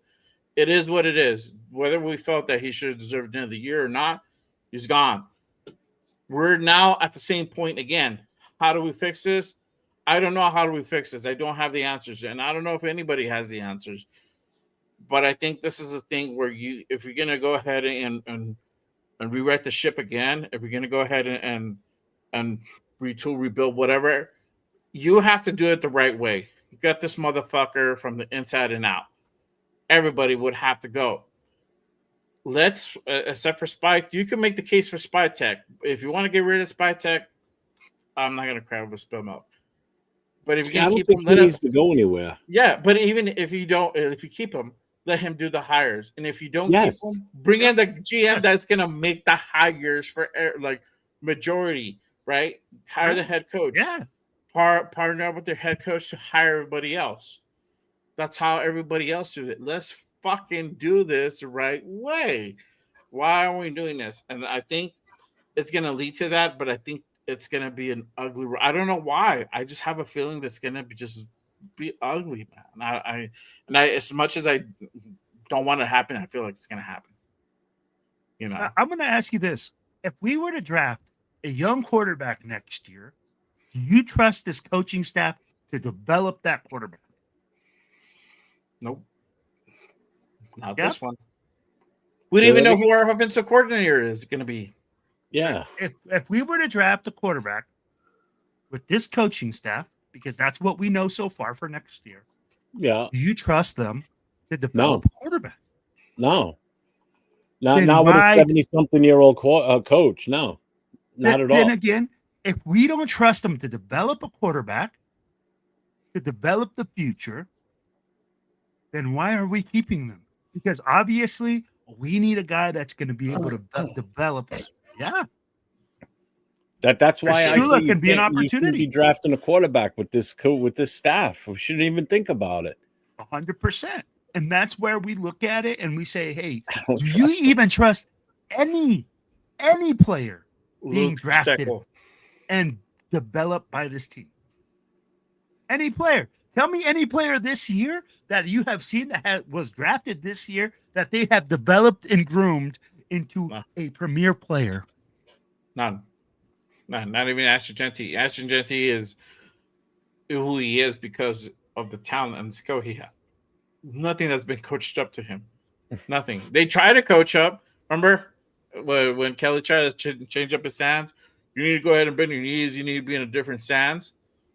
Fucked up his game for the first 2 or 3 games until he changed it back to what he's comfortable with. Then we started seeing because he did it on his own. He was like, he did it on his own. He's like, fuck you, bro. I'm just going back to what works for me, and I don't see a problem with that. Let the kid do what he's best. If he's comfortable in a certain stance, if you're a coach and you're breaking down a running back stance before he gets the ball, get out of here. Worry about your offensive line and how they do their stances and how they prepare when they come off the ball. Their feet work is horrible. Their footwork is absolutely atrocious. You got Parham out there looking like a goddamn duck with his feet like this. He's off balance half the time. You got your outside tackles getting beat worse than God knows what. There were a few plays today where it's like the safety blitz at one point when he got the sack coming in off the left side. Jesus Christ. Not only that, but the guy came right up the middle untouched too. So if it wasn't the safety blitz getting him from the corner, it was going to be the fucking linebacker just ripping right up the middle. So he was going to get killed either way. Yeah. Nobody picks up on this. Nobody's got on the offensive line, nobody's got their head on a swivel. They're just so engaged with what their main target is that they don't even pay attention to what's around them. And when they do turn and look towards something, they're totally out of position for it. It's like it's a joke. It drives me nuts. I'm gonna backtrack just a little bit. I want to get your opinion on this. What do you think about Caleb Rogers today? He wasn't in long enough. He played 2 or 3 quarters, right? Well, I don't think so. I thought somebody said he was in and out because I saw 76 out there at one point, and I then saw all of a sudden next 76 thing I knew he wasn't constantly there. for a while, and then I didn't see him. I don't think he was in as long as you think. And I saw Mafi in there. I mean, like I saw so many different. And this is the thing, right? But he did well. He just I can answer. From what I saw, I didn't see any major mistakes. I mean, he's a rookie, so yeah, he's going to get burned a couple of times. You know, you go, but I still think I need to see more to really have a. Oh yeah, we definitely need to see more. We only saw we finally at least got to see something, but it was very minimal, and it's hard to base a real accurate assessment. I was telling Will at the beginning of the show is I didn't hate what I saw. There was instances where he got his block, and then he was looking who else to block, and then he would either chip the guy to his right or left. Usually it was to a guy to his right, so he was assisting Glaze on his guy because he's the one who's struggling more, right? But you saw him because as soon as I located oh shit, he's actually playing, let me go ahead and just kind of keep an eye on the snaps. So I saw that for about a quarter and a half, and then I got distracted with everything else going on in my house. So I'm like, oh, whatever. So I lost track of him a little bit, but when I did see him, I didn't see him really get burned. I saw the left side get burned, or I saw Glaze get burned, but him specifically, not really. And then maybe there was the one that came up the middle. Maybe that was it. I don't know. I don't know if he was in or not, but I kind of like what I saw. If I was home watching the game, I would have been able to key on it a little bit more. But because I was with the chapter watching the game, you're talking with people and everything, and it's tough to really sit and concentrate on the game itself. So I kind of miss some of that stuff. I mean, I'll probably rewatch it tonight after this game's over when we're done here. This is what I'm saying, Rorschach. Yes, Shula with Mike LaFleur as OC. That will be a fucking dynamite. LaFleur's from the Rams, right? Isn't he the guy with the Rams? LaFleur, so that's Matt's little brother. Yeah, that's Matt's little brother. But Chris Shula is a grandson of Don Shula, right? But more importantly, it's he's also been behind Sean McVay for the last few years. So that's a win-win situation. I got no problem with anybody coming from the McVay tree, that's for sure. Throw money at it, Mark. Just throw money. Throw money. Here's the Brinks truck. Would that be okay to start you off? Okay, bro. We're just gonna roll in pieces. Beep. Yeah, pack up the Brinks truck, bro. You might need to make it rain at Henderson or something. Guys, then we'll go back to this. Does this really fix all our problems? Just getting a new coach and then doing the same thing again? No, still have no talent. We still have no talent. We got too many holes to fill. So that's where I'm this would be a big task for whoever comes in. Absolutely. I mean, we might as well be an expansion team at this point. That's what it feels like. You bring in another new coach, and I don't want anybody from this current coaching staff left. I want them all fucking gone. I don't want a single soul left behind. If I'm going to give way to one person, it would probably be Philbin would be the only one. The rest I'm not even giving way to Philbin. I think you would have to cut. I think you would have to just cut it completely to make it work. There shouldn't be no continuity left. Whatever continuity, the players are going to have to be brand new. So everybody's going to have to start the same boat.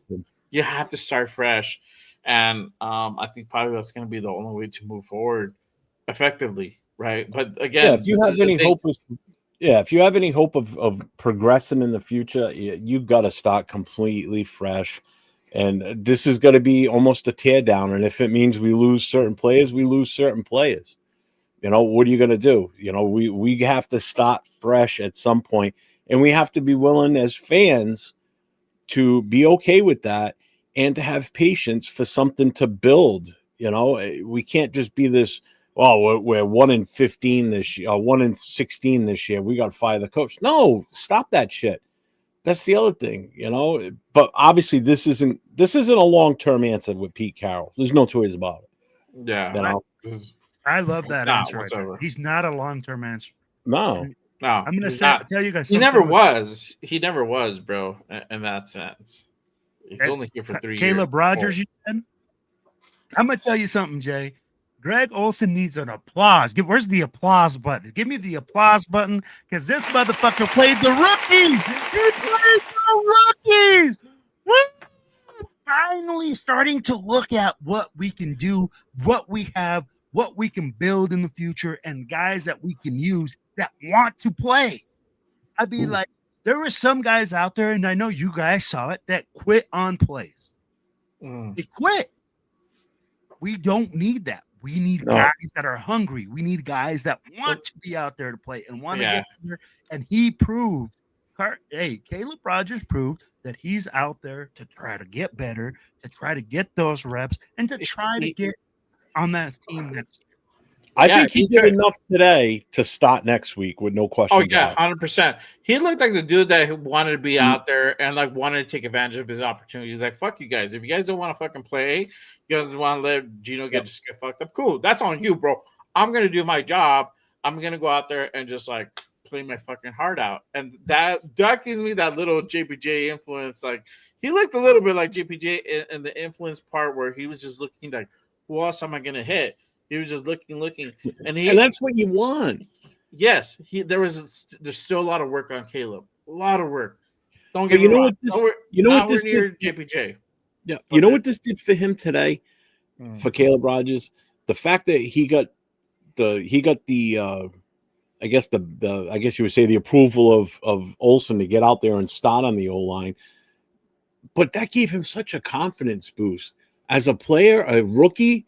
You're finally getting your chance to show your worth and to, your value of being that third round pick.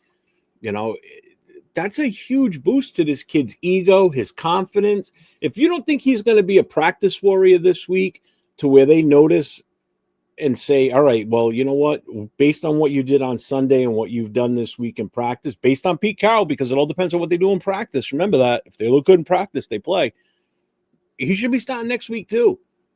And for longer. He should be in there a hell of a lot longer than what he was today because he didn't play a lot, if I remember correctly. He did not play a lot. Because I made sure I remembered what number he was, and I saw 76 out there because Jason Down sent me a text when I was leaving the house. He goes, Caleb Rogers. He started the game. Yeah, he started the game, and then I guess they were just taking him in and out periodically and stuff. Which is fine if you want to phase him in that way. But I think next week he earned the right to start it again and to be in there for even longer.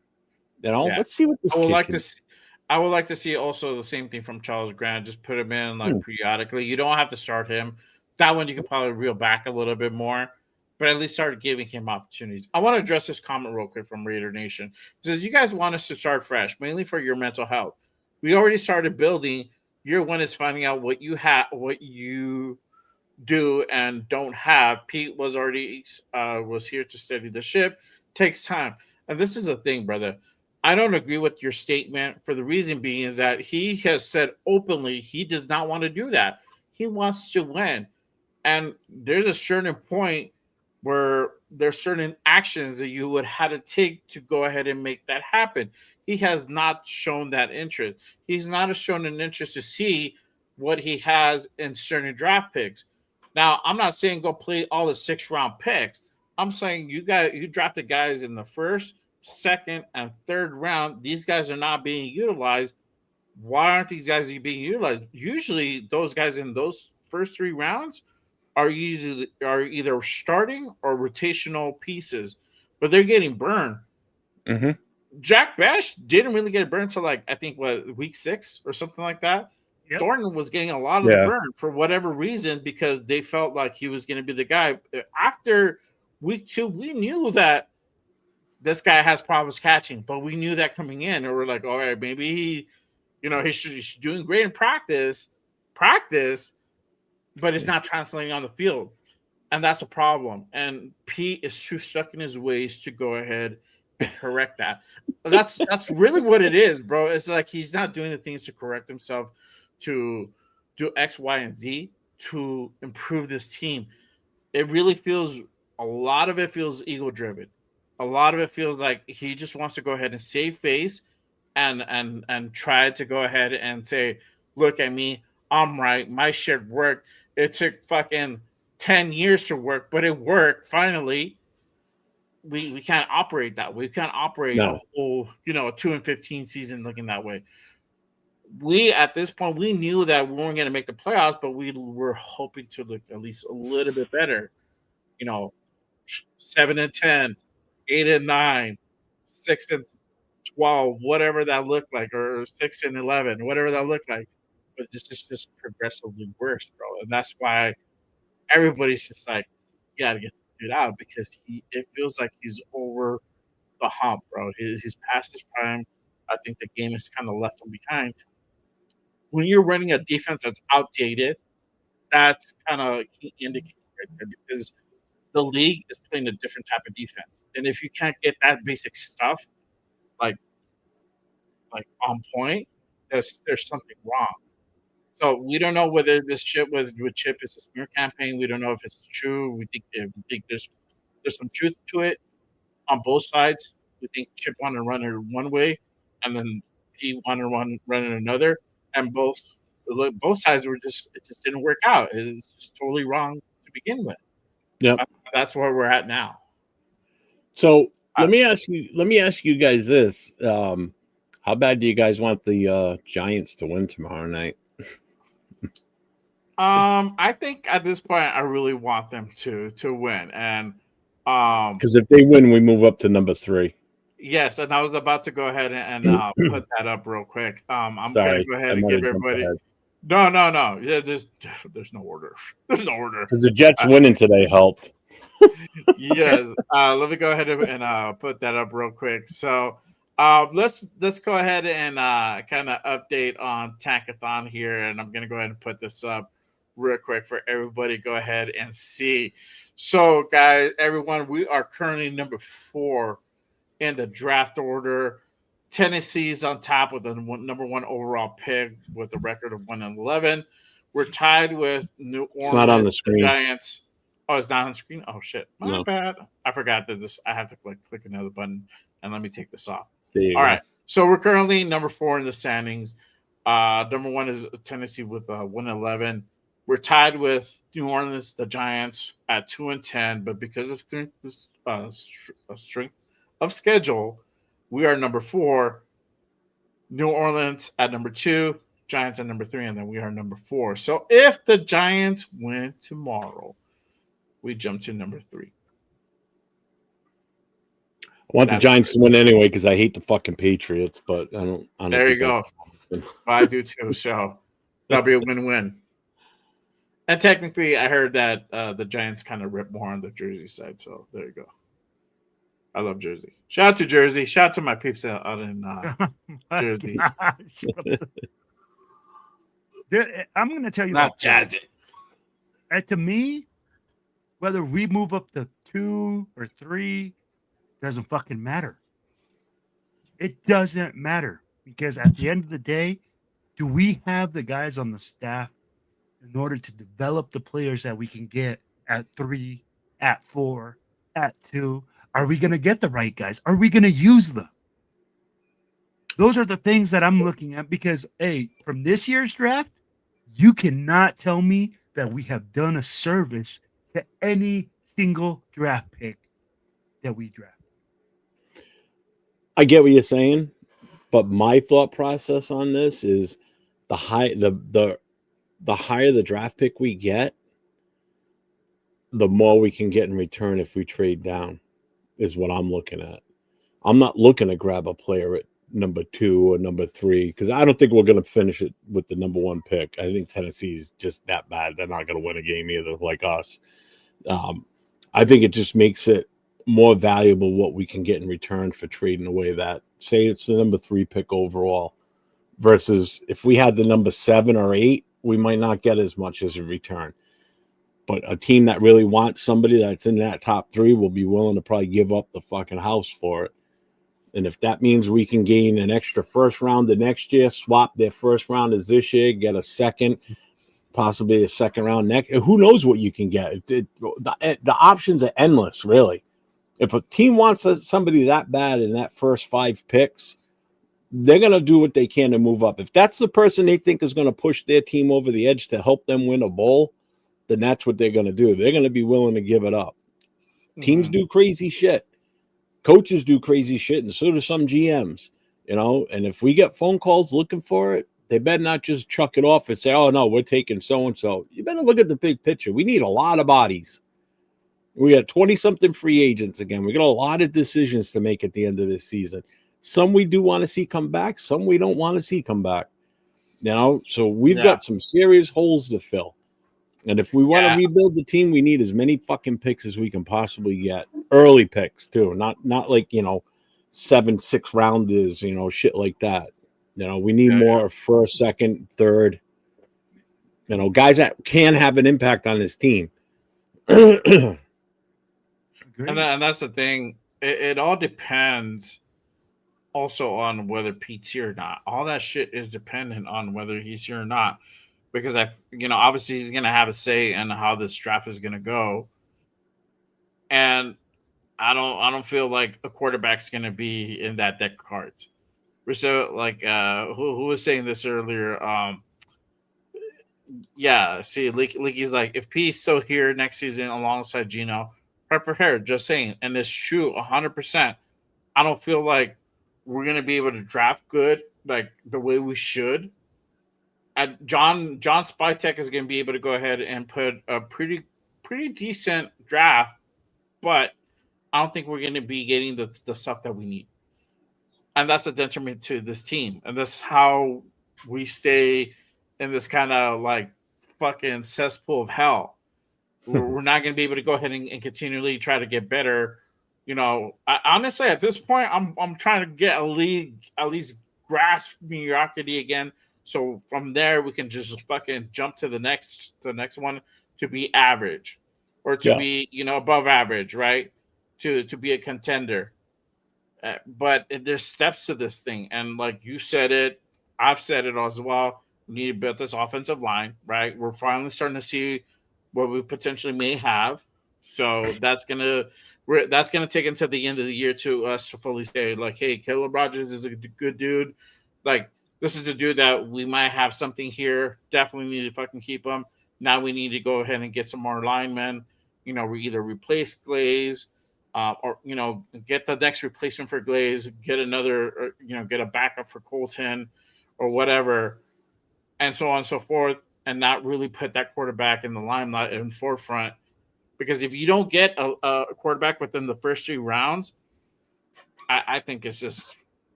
We're just going to continue on the same trajectory. It's just like we're going to have these, 4-13, 5-12, 6-11 seasons, and really getting us nowhere. And I don't know. I mean, it's Raider Nation to see how long we can go ahead and be patient. We've been fans for a very long time. We don't know any better.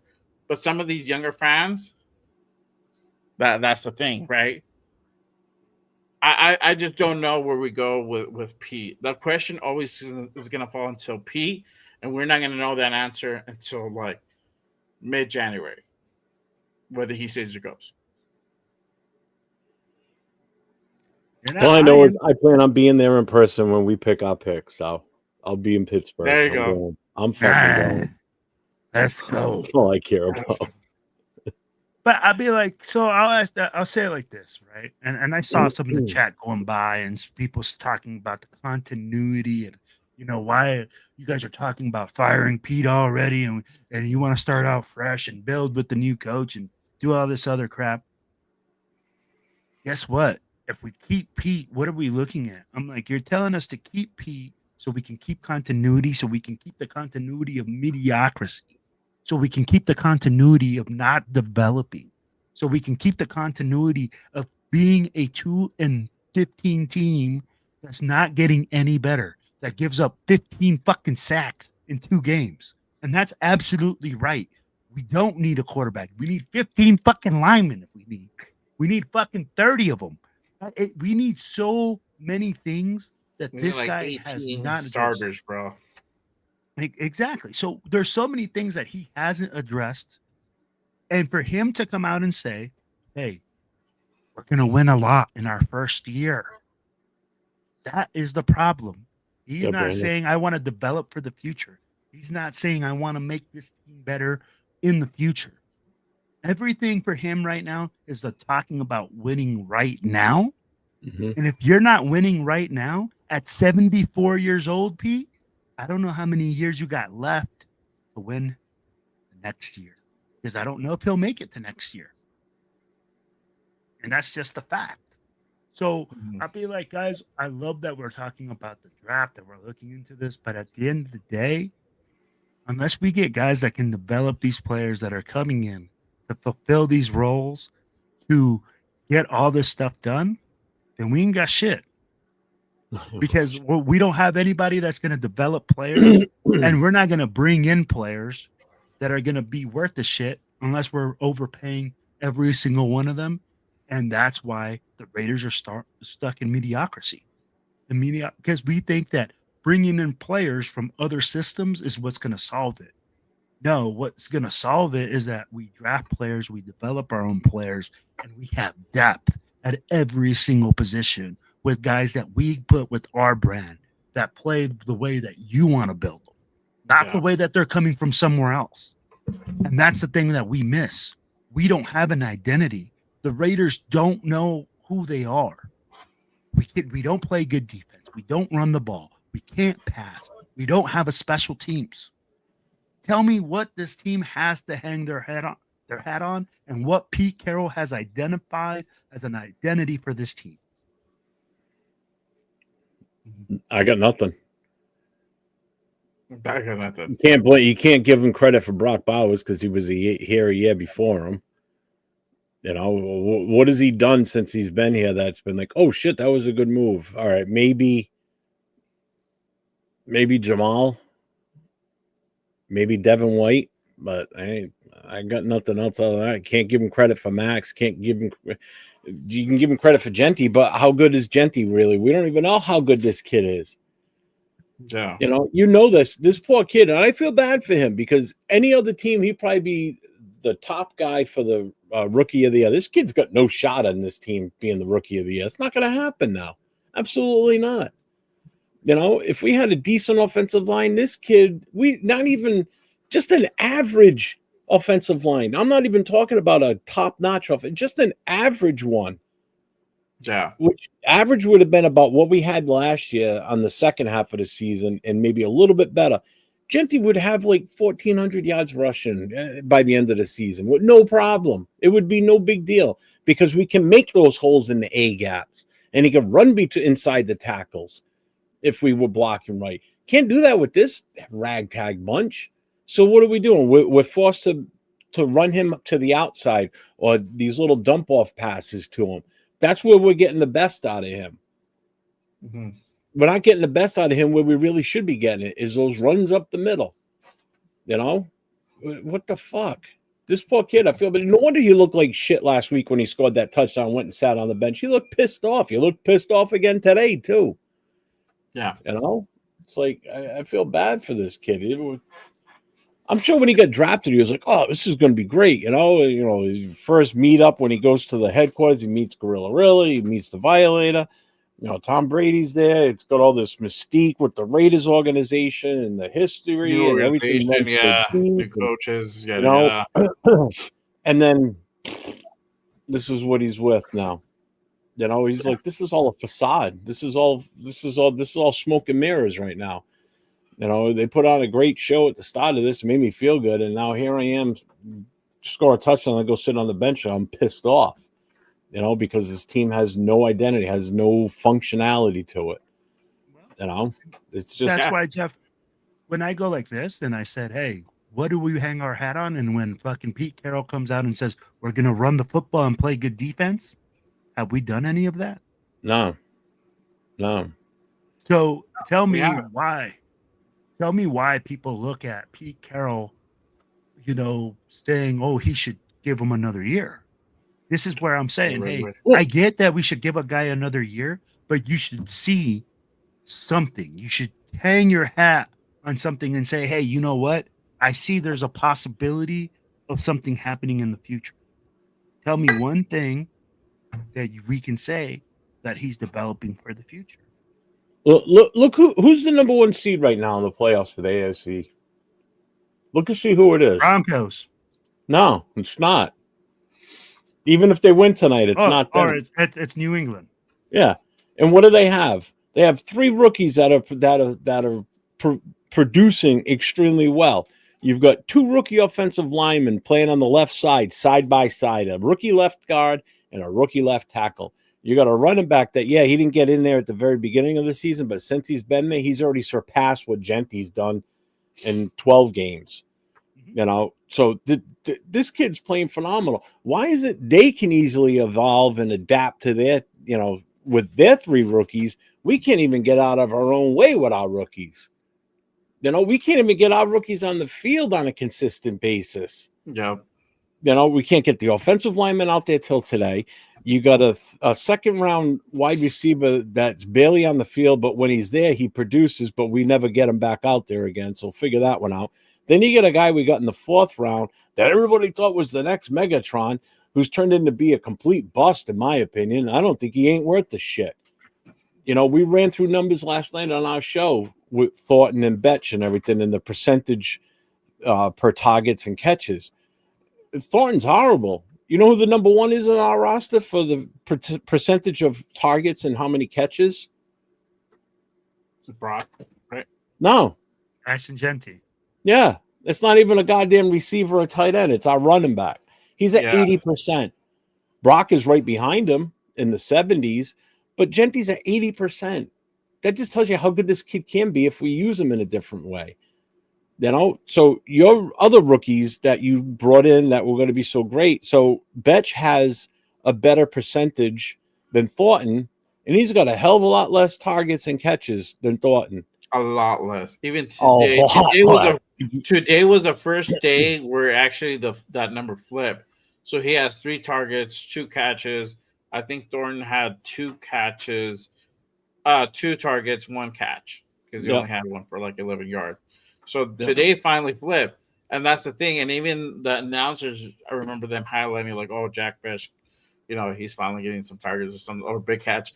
Like he came through on very specific 3rd down situations, and I've been screaming for that all season long. Like, get Jack Bech involved on 3rd down situations. He's going to be your guy who's going to be able to catch. He's supposed to be the Jacoby replacement. Has great hands, can make these plays, but you're not utilizing him. And I think this is where we find, and this is again, I don't know how much influence Greg Olsen has, or he's going to start trying to implement so he can start running things the correct way. And that's what I want to, the correct way. I don't think that he has his own way. Of course, everybody has their own way, but I think it's more just like basic football concept shit. Like it's the basics. I think that's what he's just trying to go ahead and implement. So hopefully he does that. But we finally got to see Jack Bech involved. We got to see and some of these other rookies involved. Yeah. And the thing with Betch is if you throw him the ball, if you put it where he can catch it, he's gonna catch it. He's a possession receiver. He's gonna catch the goddamn ball. And most of his catches have been a good chunk of them have been for 1st downs too. Thornton, you just better hope you put the ball in his chest that he can hopefully catch it, because if it's anywhere outside of this space, he ain't going to get it. Because he ain't going to also, either way, he's not going to out-muscle anybody because the guy's built like a stick figure. That boy needs some muscle on him. He needs to drink some milk. Jeez, bro. He is so small. He's tall. He can jump, but he ain't no DK Metcalf out there. He ain't going to be taking the ball away from anybody.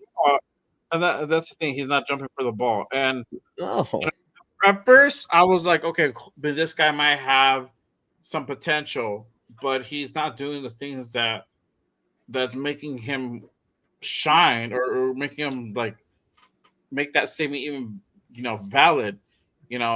That's my fault. And I gotta eat fucking crow for that, for like kind of listening into the hype from what was said during. This is all coming from training camp. Training camp, the Raiders were hyping, but this guy's like phenomenal. He's doing all this shit in practice, but when it came down to the field, he wasn't really doing much, and so that was a fluff. There was just a lot of fluff behind it, He was getting more fluff than a fucking dude getting ready to go and do a porn video, it was that time, bro. Hey, I don't have a drum roll, but I had to throw in that one. But let me tell you like this. Doesn't it seem like that every season? Every season you hear the beat reporters going, oh, this guy looks really great in practice. And you know what? AOC So I looked great take all in that shit practice with a last grain of year. salt. And that's why I think a lot of people take a lot into that. And they go like, oh, well, he looks great in practice. Well, I'm like, if he looks great in practice, are you watching this practice? Are you there physically? Oh, no, a beat reporter's telling you. Yeah. And that's where it's difficult, man, because you could look good I could look good in practice against this defense. The way they played today, my 40-year-old ass could go out there and probably get a couple first downs. I mean, like we're playing some soft ass coverage. Lonnie Johnson, missed a tackle on Vidal. 1-on-1, bro. 1-on-1. You're the safety. Yeah. You can't even break down to make a tackle. And why are you out there if you can't make that tackle? Nobody knows how to tackle. The best tackle I saw today was Chin at like the line of scrimmage. When I forget who was he even tackling. Jeremy Chin came to play. He just like pile drove. He tackled Herbert. He tackled Herbert and he fucked up Herbert. And Herbert got to come out with that fucking glove cast or glove splint. And it did change a little bit of the outcome of the game. What I thought it was going to be able to at least see if we can take that as an advantage or an opportunity to be able. But we were getting to him a little more after that. We're getting to him a little bit more, but still it comes down to offensively. We couldn't do a whole lot, like it was just still a struggle in that department. So you also have that part. It was still. It looked a little bit better, but it was still a lot of the same old shit that we're just used to seeing. And we're not, we just improved from like straight horse shit to like dog shit. No, like there's an improvement level. At least we can see that. 10%. Yeah. You said the 10%. The 10%. I got my 10%. But so my thing with the Herbert with his hand is we had a chance to take advantage of something and we just didn't do it. Because he was handing off with his right hand for a running back coming up his right side, which is the opposite of what he's supposed to be doing because he can't use his left hand. If you noticed, after the first series that he was out there doing that, handing off with his right, they switched the running back to the left side, and they were running plays off that side. So we knew they could only run this way. Why are we not making adjustments on the defense to stuff that side, to do what we can to get in and wreak havoc back there? Because now he can hand off the right way with his right hand. Can't use his left off his right side. So why are we not picking up on that? Why is there nothing being highlighted on that end? The other is, too, he can't do like most quarterbacks do when they pat the ball because his hand was hurting so bad, he couldn't even do that.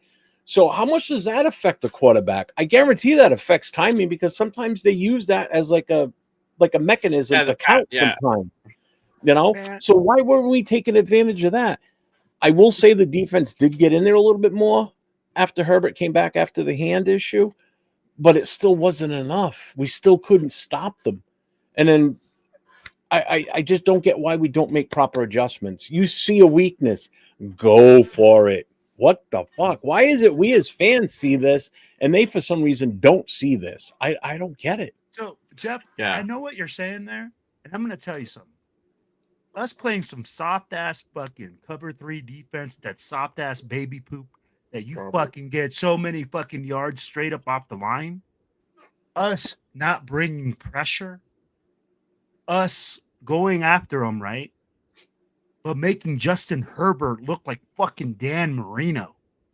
I'd be like, guy was completing 3rd down 15, no problem. 3rd down and 10, no problem. The problem is, if the front side is working hard, the back side fucking doesn't play well. Our defense is fucking horrendous. We can't get 11 players to play as a unified team, to have continuity, to all of them be on the same page for the life of us.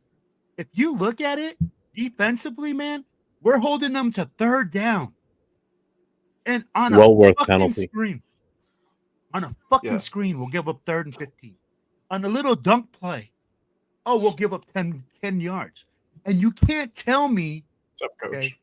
that Ty Blue Kelly or It is that sabotage. whoever we put out there, because Smells ain't like nobody covering.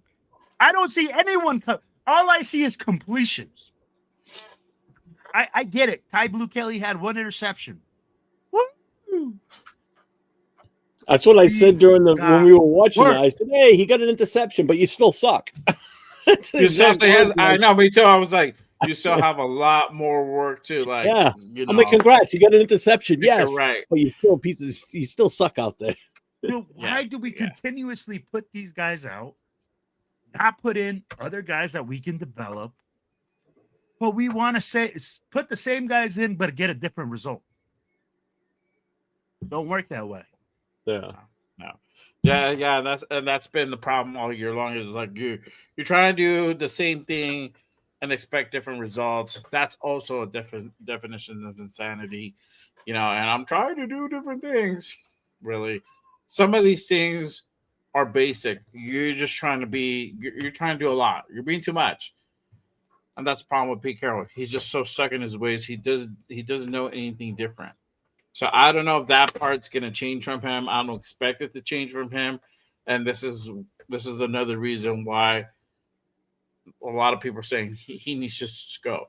Um, and again, I pointed out we pointed out a lot of facts on why that case is definitely made. You know, these are fireable offenses. These are offenses that being on a different team, they're not going to put up with that. You know, I don't care. I don't care like what it is, and that's fucked up. That's why I think that's why it pisses me off so much is that he's forcing our hand to go through this again, and it's not fair for us. It's not fair for Raider Nation. We try to do it the right way, and it's like we just have to continue to get fed this bullshit and this dog shit of a team and performances and just like terrible out there. This was one of the better games that I've seen in the last 5 weeks, in my opinion. Yeah. Aside from the Jaguar game, well, in the last 3 weeks, I should say, right? Aside from the Jaguar game, we still lost. We still lost for it's a 3-point deficit, 3-point loss, but some of the stuff we can at least start to build towards the next few games, right? And to continue. Hopefully, this will give a little bit of ammunition to Greg Olsen. He can start playing. He can put in guys like Charles Grant. He can give target to guys like Jack Besh out there, and be able to utilize Genty in the right way. Hopefully, that's the case. Now, on the other side of the ball with Tonka and JJ Pegues and Porter, that's a different story. I don't think you're going to get a lot of headway because P has so much control, especially on that side of the ball. At least with the offensive side, you can make a little bit of that case. Like, hey, you know what? I've been doing it for a while. You know how I rock, yada, yada, yada. He has a little bit more sway than he would with Chip. So, I don't know. Hopefully, good things pan out from there. But we had a little bit of draft talk. Whatever that comes out to tonight. We cover a lot of shit. Yeah, I kind of stacked it from from head to toe a little bit. But let's go. I'll move into this part. If you guys have like any final thoughts, anything that you guys kind of want to go ahead and share. What's up, Israel? As far as this game, 5 games left to go in the season. The nightmare is almost over, y'all. We can look at least, I guess, look towards the off season, but we don't know how that's even gonna look like. If it's gonna look any prettier. Final thoughts for you guys. I'm gonna pull Jerry Maguire and say, "Show me the rookies." That's what I want to see. I want to see the young guys come out there. I want to see what they can do. I want to see what we can do for the future. If you're really looking forward to working with this team and building this team in the future, Pete, for next year, if you really want to be the head coach, you got to see what you got. Put in the rookies. Put in the guys that you want to see. I'm tired of the old guys. I don't want to see Alex Kappa out there anymore. I don't want to see Geno Smith. I don't want to see these guys that we don't see a future with. Put the guys that you think you can build for the future. see what you got, and let's ride. Because at the end of the day, you have to have some hope for the future, and you have to show this team that you want to develop them to win, and you want to make this into a winner. And that's how we're going to do it. Not with a bunch of old guys that have already been consistently losing and doing the same thing. It's by going into your youth, by seeing what you got, by seeing what you have to draft for the next year, and looking forward towards the future. That's the one thing that I will say.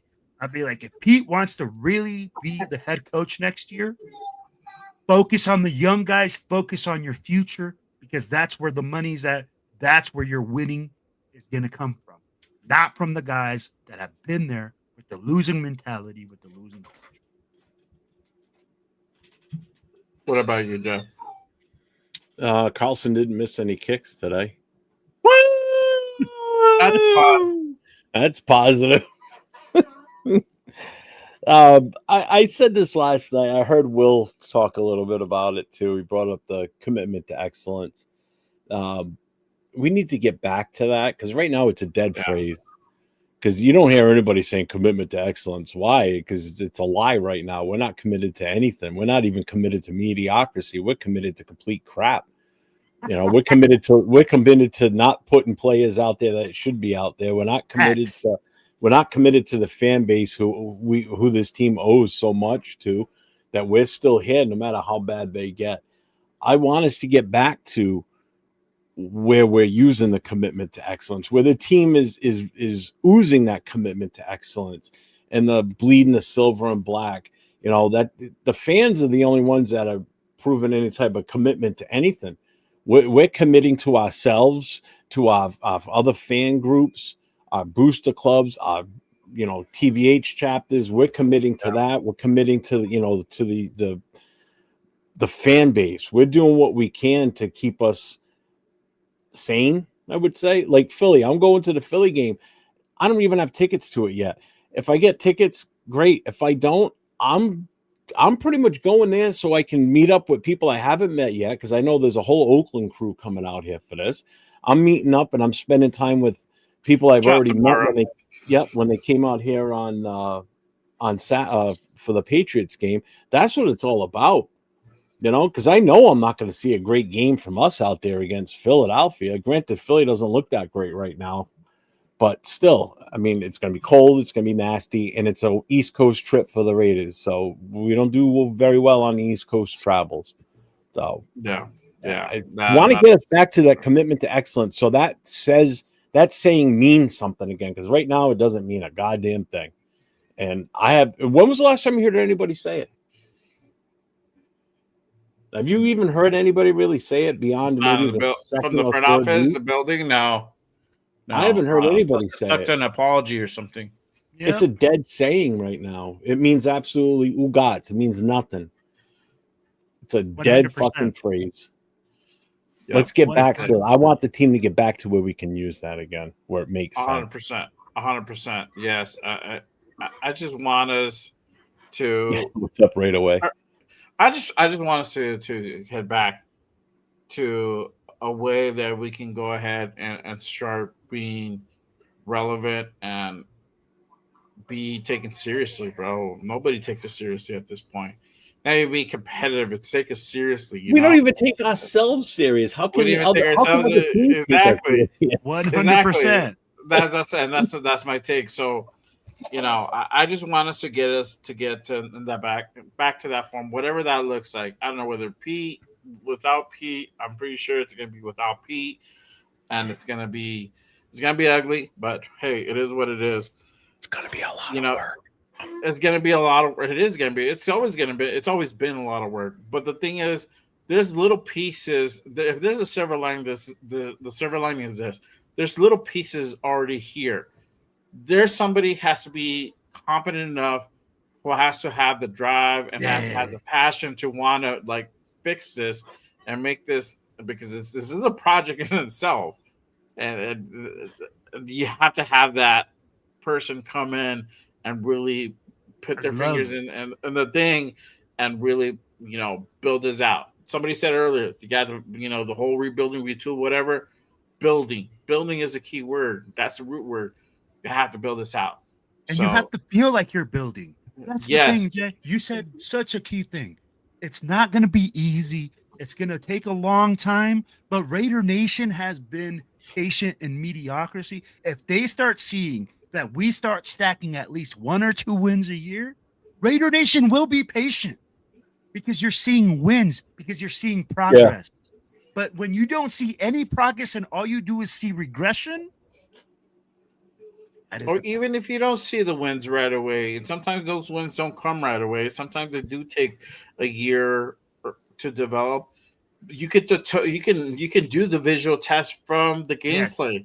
If these games were tight, if these games were competitive, where you're battling back and forth, and you lost these games by a field goal, a touchdown, where they were that close, not getting blown out 31-0, not getting blown out by like 20 plus points, that would be a different fucking story.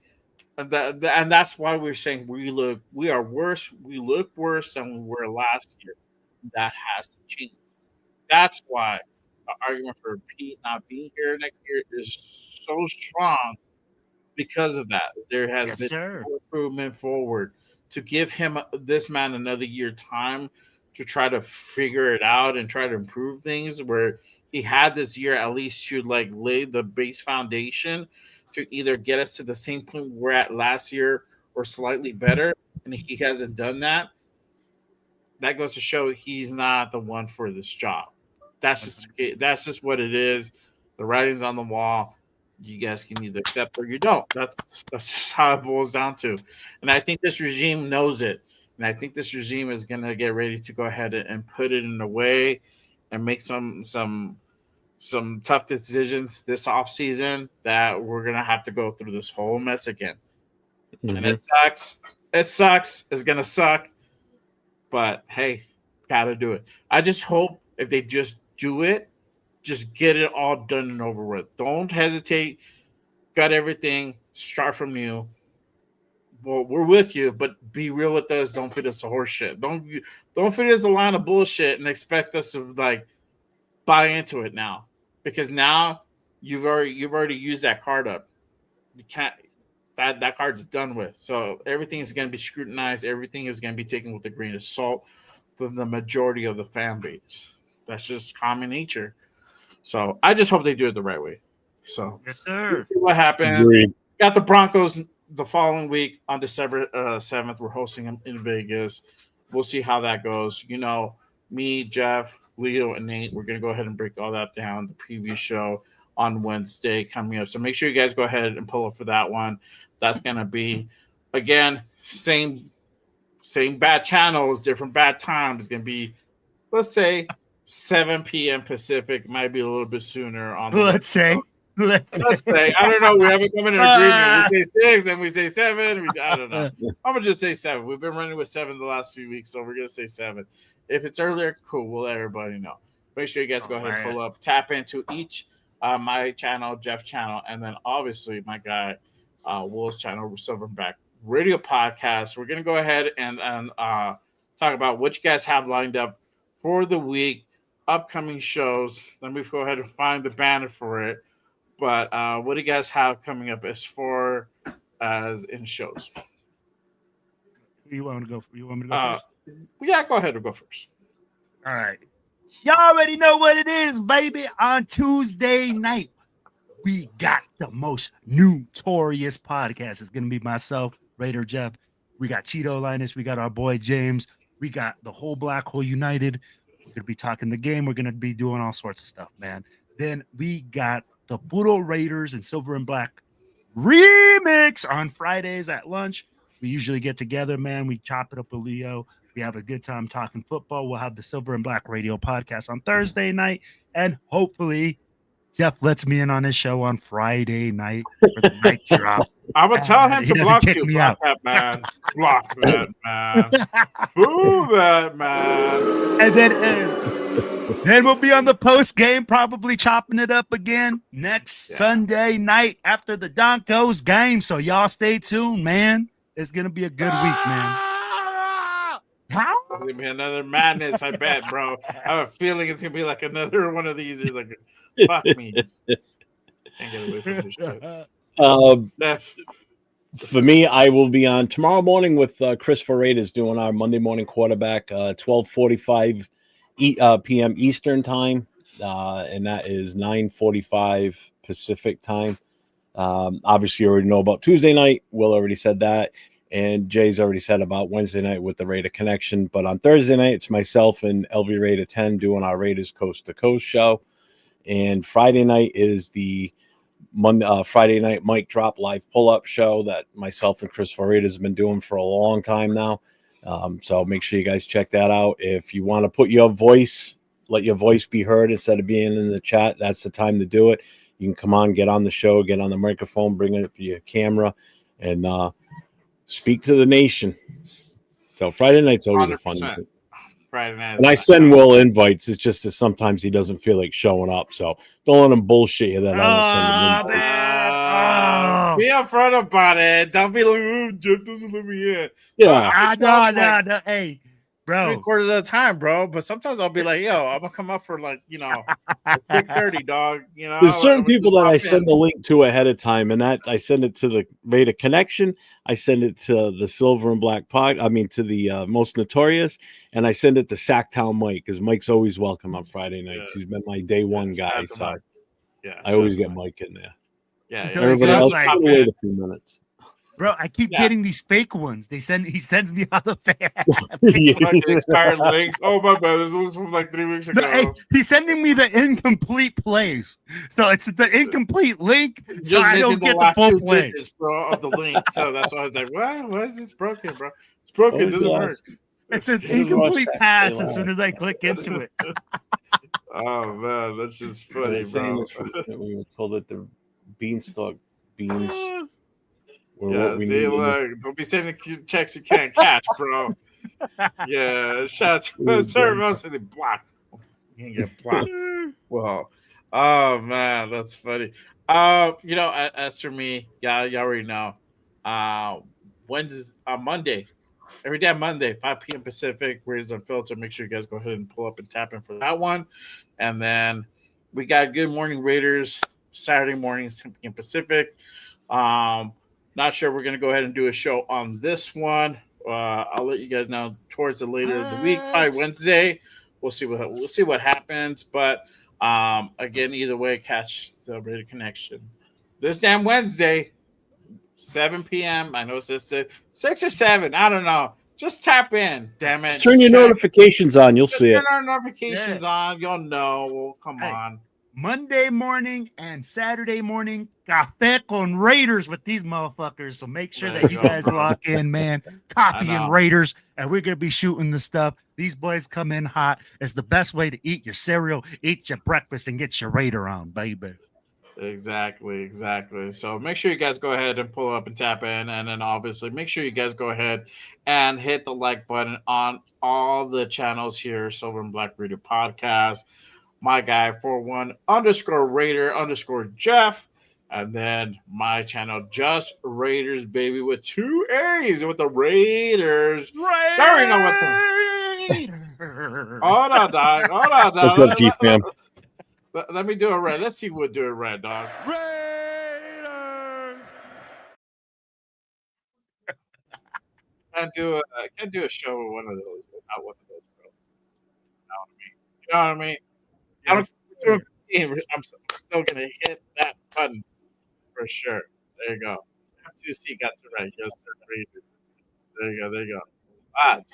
You found it. We're about to get on out. But that is our time for today. I appreciate you guys pulling up and rocking with us.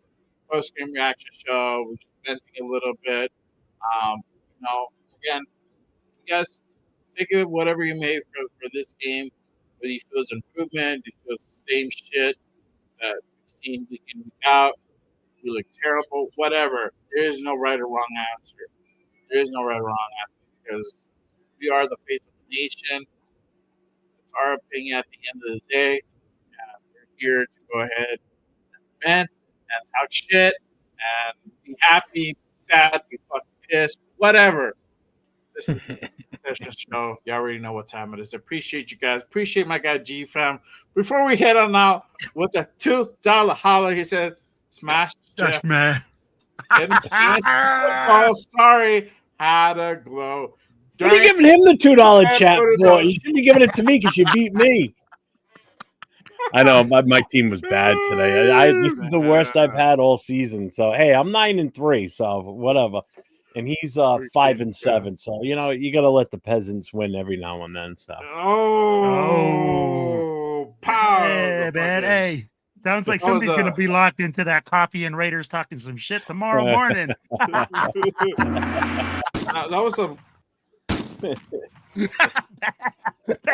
That was a couple of shots fired from Jeff right there. Like, oh shit. Fucking Chief, I was like, fuck that, I'm calling cops, bro. Man. Yes, But appreciate you guys, man. I hope you guys had fun today. Salute to everybody. And you know, from me and Jeff, we'll see you guys tomorrow, unless something else changes from my side that I might not go on. But I'm pretty sure I'll go on for at least for a little while. So I will see everybody tomorrow. Oh, there it is. See, he came in for your peasant iced coffee. How dare you, Jeffrey? $2 holla. Go get your Dunkin' Donuts. Take your Dunkin' to get out of here. There you go. Hey, appreciate you, G fam. About those super chat $2, man. I appreciate you, my guy. All right, y'all. But yeah, that is our time for today, man. We'll see you guys mañana. Same bad channel, so make sure you guys go turn on those notices for sure. Yes, sir. All right, y'all. Till next time, I'll see y'all. Raiders! Later.